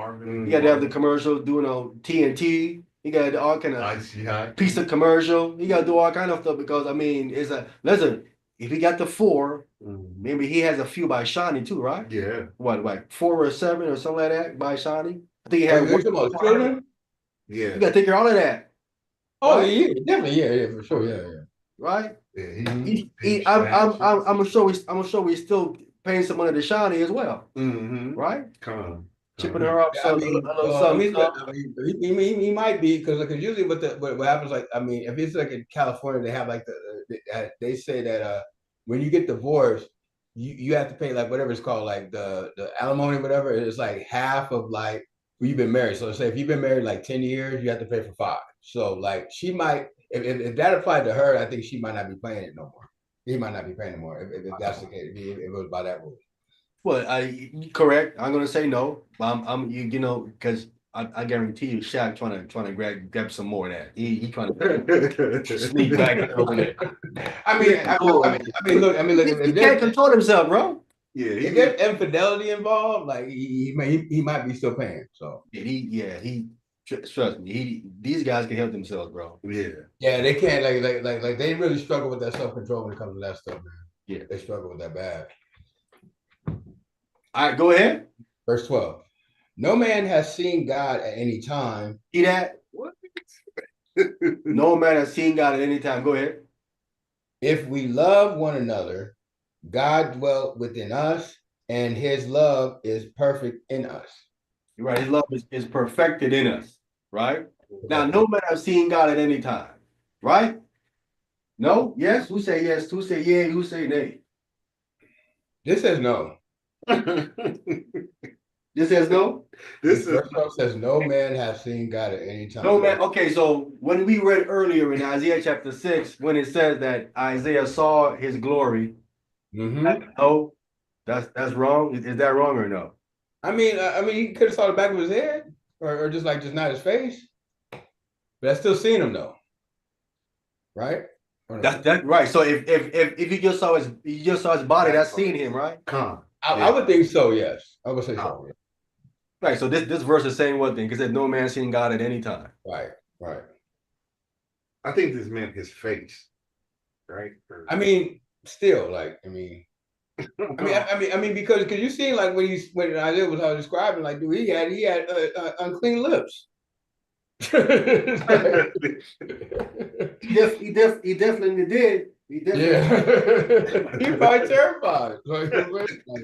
Well, this Greek word "seen" is to talk about to discern. Oh wow, that's crazy. Ooh. So it's what verse was it again? Do you have when you look at a, let's say a lion, right? When you look at a lion, do you discern that lion? No.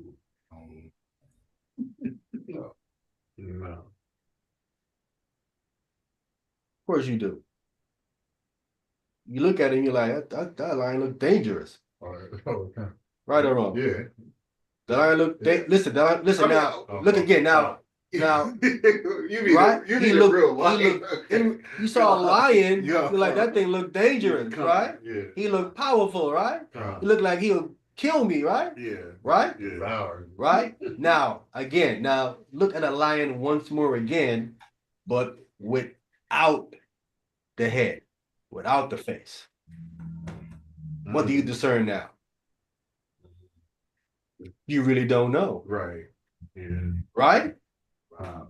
You're like, he looks strong, but see, the face tell you so much, does it not? Yeah. Wow. Okay. I feel you. Right? The face tell you so much, right? That look, right, gives you a lot. Right? That look gives you like, even whoa. eyes. He look like he's smiling at me. Right. He ain't too friendly. He look like he's friendly right now. You know what I'm saying? But that face tells you a lot, gives you more discernment, right? Right. Okay. We know that no man seen God's face at no time. Right. You might have seen his body. You're like, right. Yeah, but we really still don't really know. Yeah. Right? We can't really assess really what's going on, right? Just seeing a mannequin with the head off, you really can't really go. Right. But the face it is Servant Smith. It's highly important that we see the face, right? So we said no man has really discerned God at any time, right? Because they have seen God, right? Because Christ says this. Christ said we have. Let's be clear. So you know what I'm saying? You got to understand what it is saying here. Let's get it right quick in St. John chapter 6, verse 46. St. John chapter 6, verse 46. Hey, Shabbat Shalom, Servant Smith. Shabbat Shalom, man. Man, Shabbat Shalom, family. Sorry for my tardiness, brothers. All good, brother. Good. You're good, You're good. St. John chapter 6, verse 46. You can't face the situation. St. John chapter 6, verse 46. Who got that? I'll take it. Go ahead. St. John chapter 6, reading verse 46. Go ahead. Not that any man has seen the Father. It says, not that any man have seen the Father. Christ speaking, go ahead.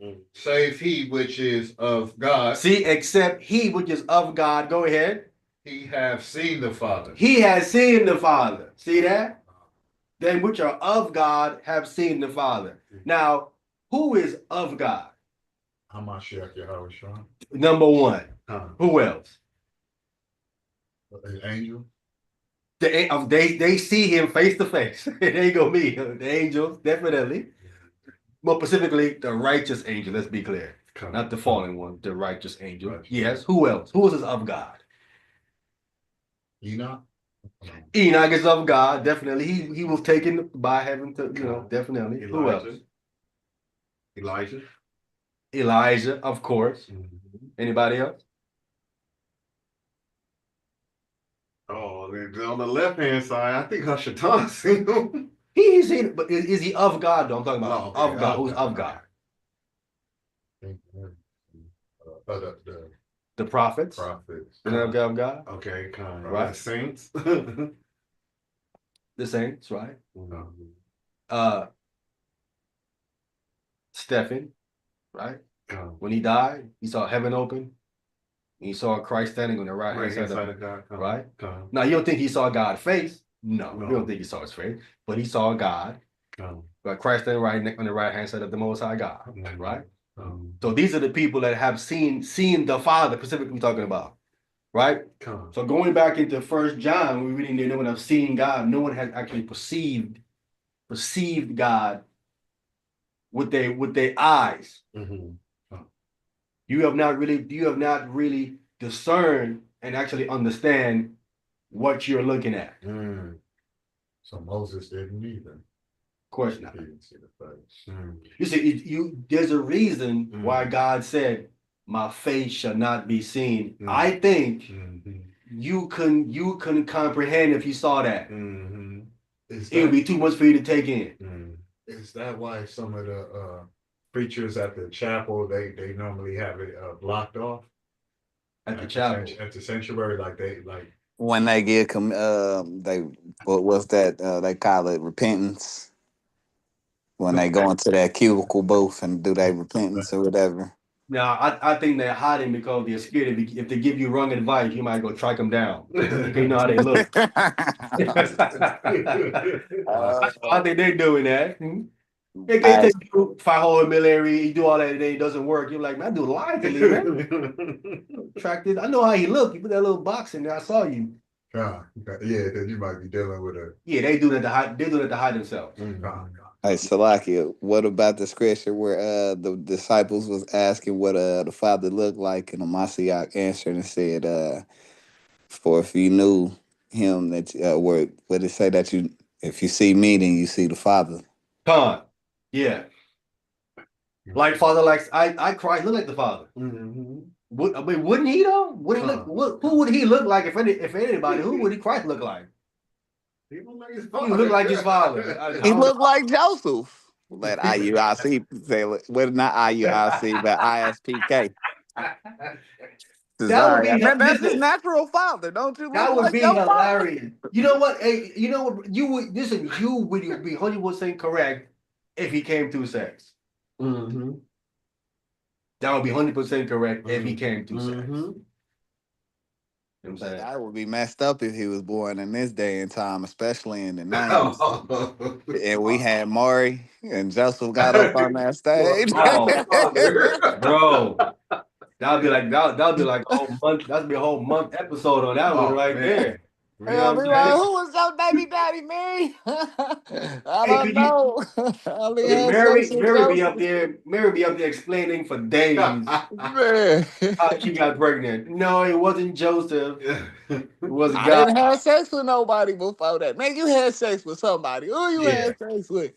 Oh yeah. Listen, they have Mary on a lie detector. You know what I'm saying? Asking all. Hey, y'all ever seen that one skit? I don't know if this is funny or not, but I laugh. But I don't know if I'm right for laughing at it or not. But somebody put up a skit where they had like Joseph like taking a paternity test on the Maury show, and it said, "Joseph, you are not the father." And he started jumping up. You ever seen that before? Oh, it was on I YouTube. haven't seen that one. No, I haven't seen that No, one. I haven't seen Bruh. that, but I was gonna say, what if Joseph got It up and was started hilarious, jumping? bro. I was gonna say that. What if he got up and started doing the backflips on stage? Like, yeah, I told you it was. Hey, it's like you know what's so interesting about the world we live in nowadays is like, let's say if you have a man, right, and you said he like say I'm not a virgin, people might not believe him, but like I people won't believe him, but like if a woman say the same thing, they might believe her, and she probably isn't. Right, con, yeah. But it would be hilarious that when Joseph find out he's not the father, he's ecstatic that he's not the father. You know what I'm saying? You would think he would be upset that he's not the father because he would want to be the father. You know what I'm saying? But in today's age, that's what they're portraying. Right. They're portraying that the man is happy that he's not the father. Right. You know? Right. Which making the woman look like she is out there sleeping around. Right. You know?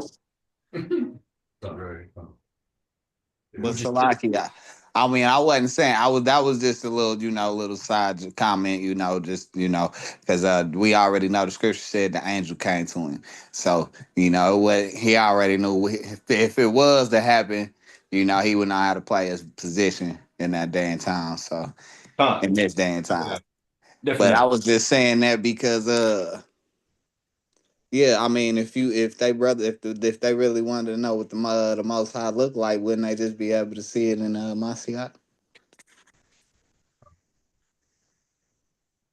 I don't, because the problem is that no one know what the Most High look like. His face look like. You know what I'm saying? No one ever saw his face, right? So you look at Christ's face, just try to match him with what face?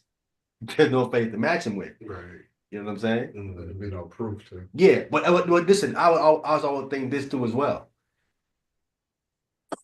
If you was to look at Joseph's face and Christ's face, I think it's different.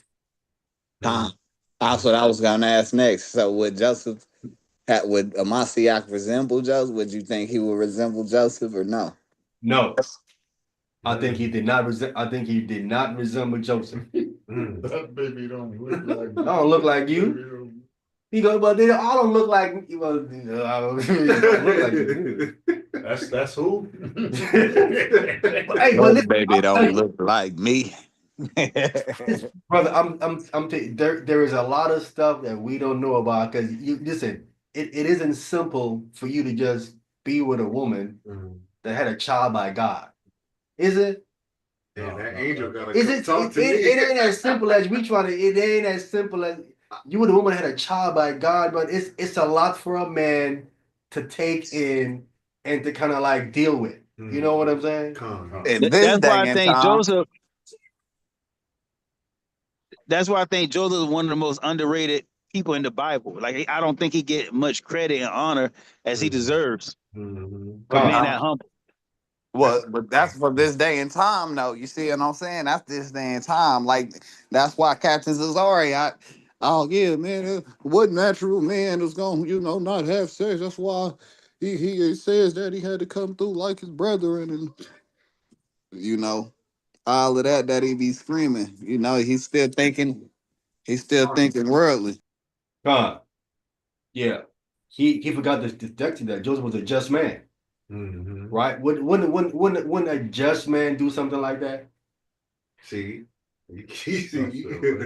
right? Wouldn't a just man do something like that?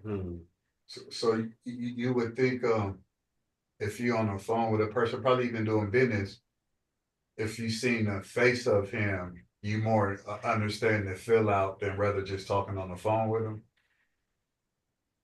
I don't understand. Like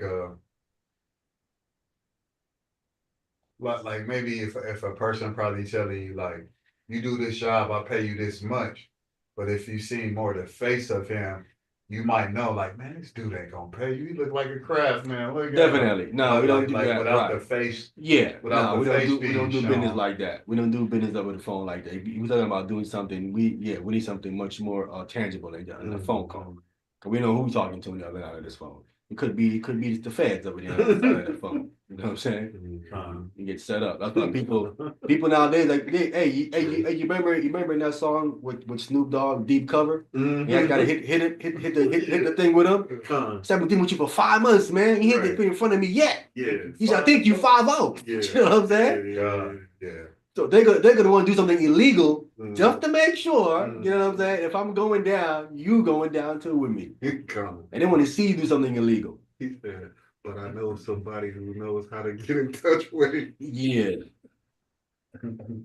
That's how you gotta do it. And linking nothing to me. I know someone that knows someone that can do it. Or like when they online, probably trying to date a woman or something, they probably got a fake picture of her. Definitely. When they meet up with her, like, that was your picture 100 years ago, because you don't look like that. You should. But I'm saying there's a lot going on with Christ growing up that we don't know.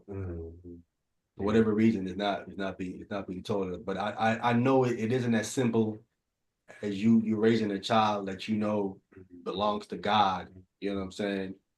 And you have to at the same time listen, because you're raising the long-awaited Messiah. The entire nation is waiting for this man. You're raising him.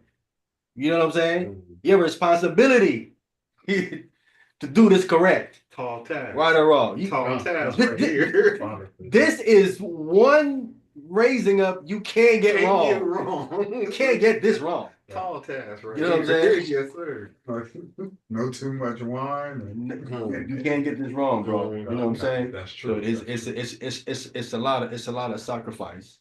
And think of what the Most High was keeping away from. How he was just this is my son whom I will feed. It's a lot. So why do you think the face of the Most High is not seen? I think we cannot deal with it. You can't deal with it. You know what I'm saying? Not in these bodies anyway. Would that go back to Salakia? Would that go back to being able to unlock all our mind? Like how they say we only use like 10% of our brain. I don't know. I don't know if that's accurate. You know what I'm saying? that percentage. You know, They say Dolphins got the highest percentage at 12%, and then we come in second at 10%. I would like to see how they determine how they. That's all I want to see. Yeah, how you wait a minute. Listen, I'm speaking myself perfect, just for me. I believe that a dolphin is smarter than me. I'm just gonna start there. I don't know what they're talking about. You might say No, they said Dolphins is the smartest animal. They said they use 12%, able to unlock 12% of their brain. Emmanuel, is a dolphin smarter than you? I don't know. What? I don't know. I don't live in the ocean. I don't listen. I don't know what I don't know what he got to do to survive in the ocean. Smarter than you? I don't know what he has to do to survive in the ocean. It's a whole different kind of that's a whole different environment. That's a whole different type of habitat. That's a whole different type of creature. That creature don't have to like you see what I'm saying? I don't know. We got two different, but I don't you see what I'm saying? I don't know if they smarter than me or not. I'll tell you this, right? If a dolphin was on land, let's start on land first. If he was on land, he don't stand a chance. Right? Now you say in the water, he's in a better chance in the water than I do, right? But I have a fighting chance in the water though. Do I not? On the land, he has not a chance, fighting or other. Well, how you know? We don't know that. Because we know he can't breathe underwater. He has no feet and hands. He just has fins. How is he going to defend off anything with fins and just little what? He can't do nothing. He limited us. He limited us ever on the land to defend himself or anything else. Right? He's a prey. Right? He can't outrun nobody. He can't on the land. Away. He can't get away. Or I can say this. This is why I would say we're smarter, because we capture them and train them. Right. What I'm trying to say, they're not smarter than us, bro. So did did Esau capture us and train us? That was because of sin, though. If we weren't in sin, they couldn't do Yeah, nothing. but hello, but now you just gave an example. I was just throwing an example back at you. Now anybody could get tracked, anything can get captured and get trained.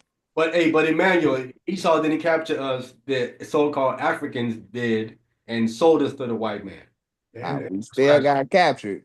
Yeah, but how? But see, what the way that we got captured is because we were living amongst people we thought was cool with us. We didn't view them as enemy, right? They flipped on us. They flipped on us all of a sudden, and that's how they were able to take us down. But I'm just saying though, as far as because listen, man, I don't know, because man, we think some of these animals be kind of non-intelligent or whatever. But if that's the case, like man, like I wouldn't be wanting to be trying to evade no wolf pack. You know what I'm saying? I wouldn't be trying to avoid. If I was in the water, you know what I'm saying? No great whale, no killer whales or no sharks or nothing like that. You know what I'm saying? It's just I'm not thinking that. Look, all I'm saying is I'm the intelligence level. Yes, I don't believe that. You know what I'm saying? That I don't believe that we smarter than each other. I believe that we all. You know what I'm saying? Everything is supposed to be in sync with each other. Well, I mean, you couldn't have dominion if you wasn't smarter. Yeah, we got over them. That's it, well, right? We had dominion. We had dominion. We don't got dominion over them things no more, over them animals no more. We still do. We still do. You go to Africa. Go to the zoo. Go to your local LA zoo, county zoo, and jump in the lion's den. That's not what that Wait. Who brought them to the zoo? Let me see you had dominion over the lions. Just go in the monkey. Hey, look, go in the monkey den and let me see you had control. Hey, that's just that one YouTube video when the orangutan grabbed that guy through the he grabbed that Indian. Yeah. Let me see us had dominion over him. The Most High had a veil over his. Did he have a veil over his face? No, that's Moses. Yeah, but I'm saying man brought them to the zoo. You know what I'm saying? So if there was someone, they wouldn't have been in the zoo. Most of them weren't even born. Yeah, there wasn't a man brought again the scriptures say everything been tamed by man, it says in the text, right?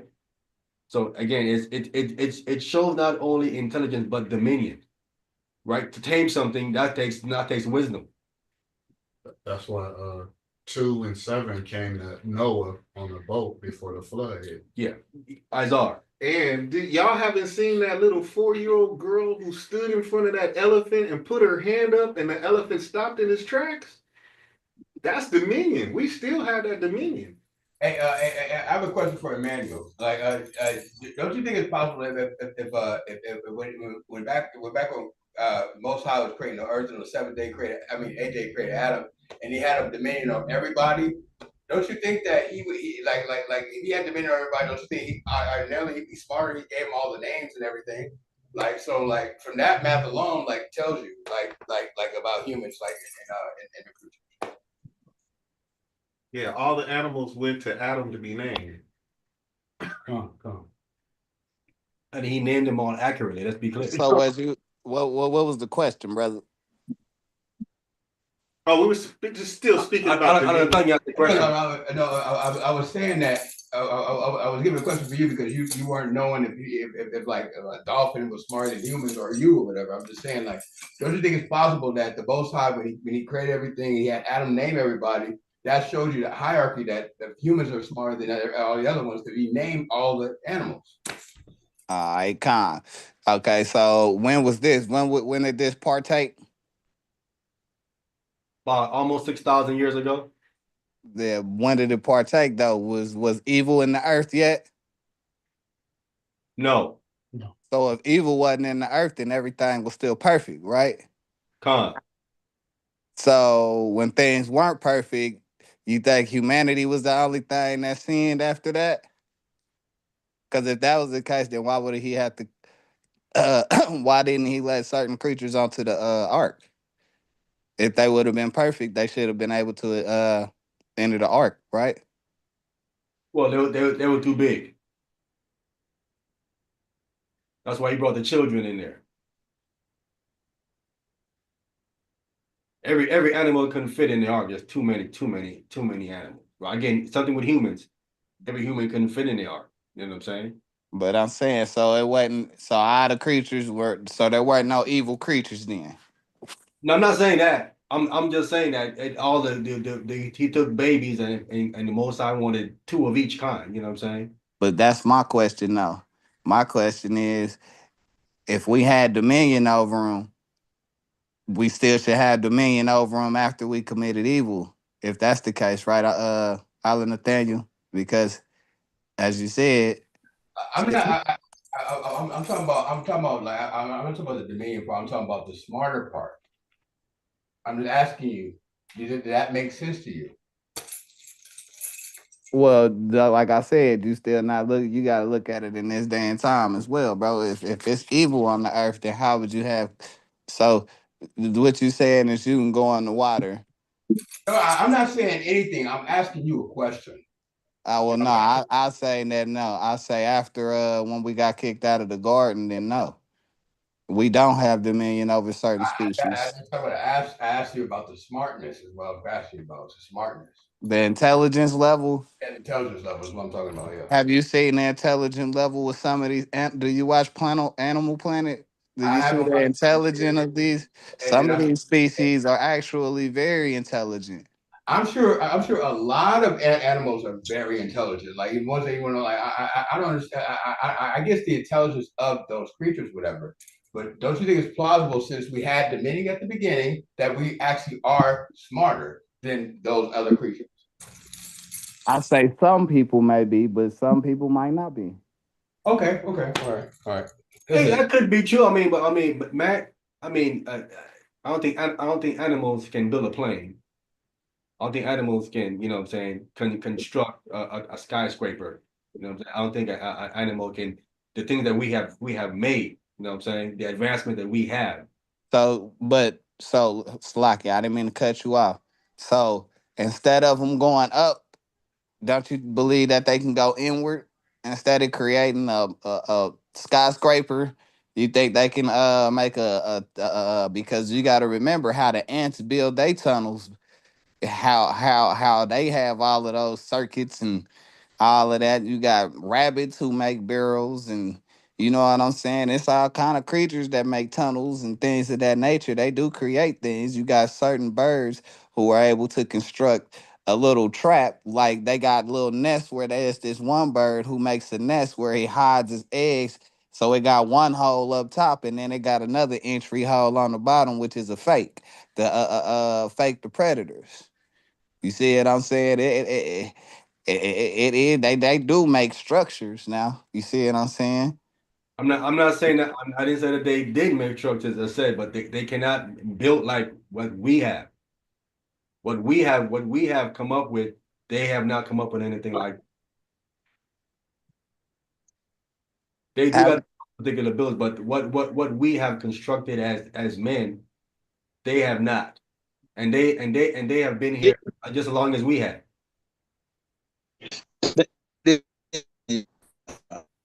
We have You're breaking up, brother. create. Bad. You're breaking up bad, brother. We I would say we have to create things to keep them from going extinct. They won't be able to survive if we didn't create things to keep them here. So they picked up eating other animals from us though? That's survival. Cannibalism? That's survival. That's about survival. That came after the flood. Yes, that's about survival. We even started eating animals after the flood. Before the flood, we didn't eat animals. That was after. I guess I speak for myself. I don't believe no dolphin or what. I don't care. Right? It's no. It might be stronger than me. Right? Certain animals definitely stronger than you. Right? But the intelligence is something different. Caesar. Right? That's what made Caesar, that ape, different from the rest of the other apes. He was smarter than the rest of them. And man, a little advice, man. Like the people that be saying that dolphins use 12% of their brain and humans use 10% of their brain, ask them how they're evaluating that. For real. Con. There is a movie. There is a movie. I mean, we learned this in school as well. They taught us this in school as well. But there is a movie, man, where this chick, she ingested this blue stuff, and it basically was improving her brain, and it unlocked it to 100% or whatever. But I know the movie you're talking about. That's Captain Marvel. No, not that's Captain Lucy. Marvel. That's Lucy. Lucy. Con, it's called Lucy. But I know, and hold on. I know that's a movie. Black Widow. I know that's a movie, but you gotta also remember that if you can look that up, that's what they tell us. If you look up the because we did anatomy of dolphins, that's what they told us. That is 12 dolphins is the smartest. So are they saying that the blue coming from the dolphin put it on you and you get smarter? Is that what they saying? No, you gotta watch the movie. What I'm telling you is it said That's a drug. That was a drug. That was a that helped her unlock all of her brain. Yeah. That's inside of your mother's mitochondria DNA. They saying if you take that and ingest that pure, your building blocks will be faster and stronger. Yeah, again, if they understood it like that, they would have did it for themselves. Exactly. Right. And you would have like a live example of this person, like limitless pills. Listen. They for years they've been trying to find a fountain of youth. No, they not. Forever young. Right. Now they know they're not going to find a fountain of youth, but you can find a fountain of youth if you become that smart like that girl in Lucy. Mm-hmm. Right, because after she reached 100%, she transformed into a different entity. Yes, herself. She didn't stay human. right? Because even when she was changing, she was losing her humanity. She was separating from different. She started to lose certain things, right? She was detached from humanity, from the concerns. That movie, The Lawnmower Man. Yes.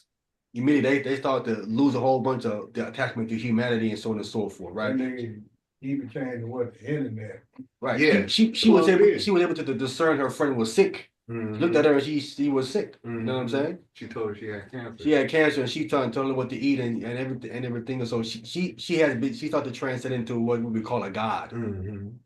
Right. Didn't she plug in too at the end? Yes, she plugged it in. Yeah, she left them a USB. Yeah. Wow. I mean, it's a real good thing in fantasy. You know what I'm saying? It's a good thing in fantasy. She went so far back to primitive man. Doing fantasy. But I'm saying, but even with that, right? They trying to do that, but we read in the text. What would you say Christ doing walking on water? Is that like a God? Him raising dead people? You know what I'm saying? Him disappearing, reappearing, completely stuff like that. He's unplugged. The apostles doing these things which they said, right? We will be able to do. The powers of the world to come. Right? These things are happening to who?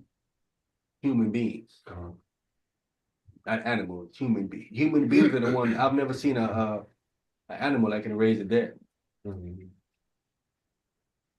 Walk on water.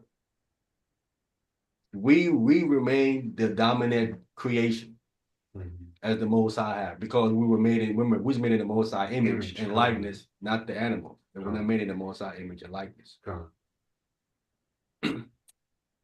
Bro, down here in I live in Tampa. Now we got this place called St. Pete. It's an aquarium where they had this dolphin that they actually made a movie about this dolphin. He's still here. But his flipper was messed up. They made a mechanical flipper. Is that Free Willy or no?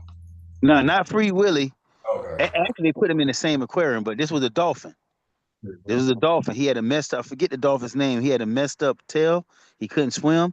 They made a mechanical tail where he can use his tail to swim. Now, some people got fake legs. They made him a fake tail where he can swim.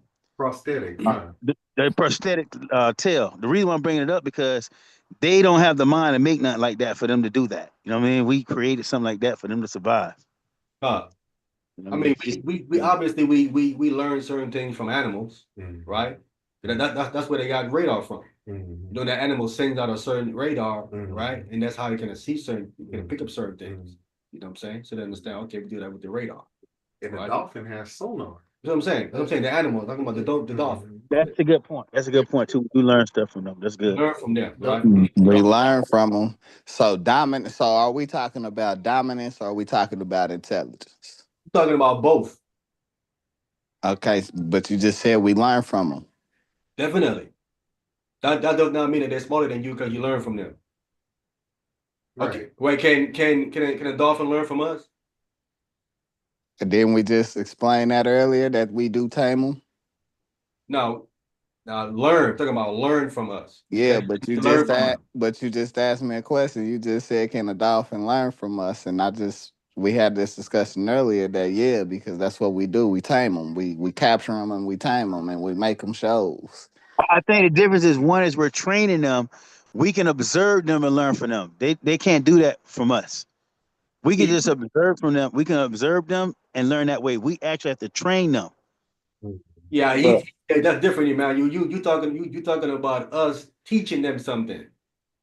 I'm talking about can they learn from us? Shall we learn from them how they did doing the sonar thing, and we mimic it, right? Just to mimic that like that.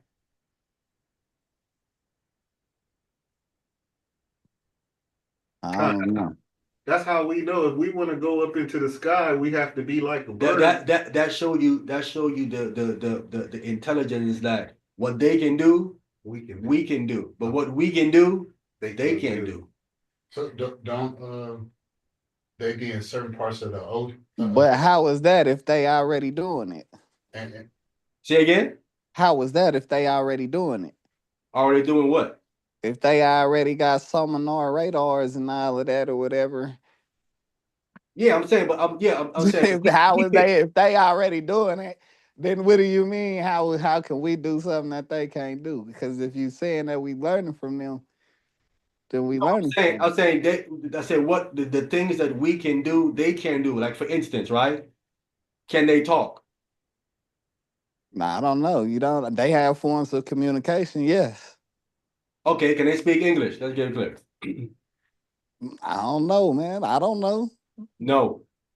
They have something out there right now. I'm not even trying to be funny. They have something right now that's saying the dolphin can talk. Hey, they can say a whole bunch of stuff. Yeah, I bet, but you gotta understand, man. Listen, you just asked me a question. The scripture says that he made the donkey, he made the ass talk.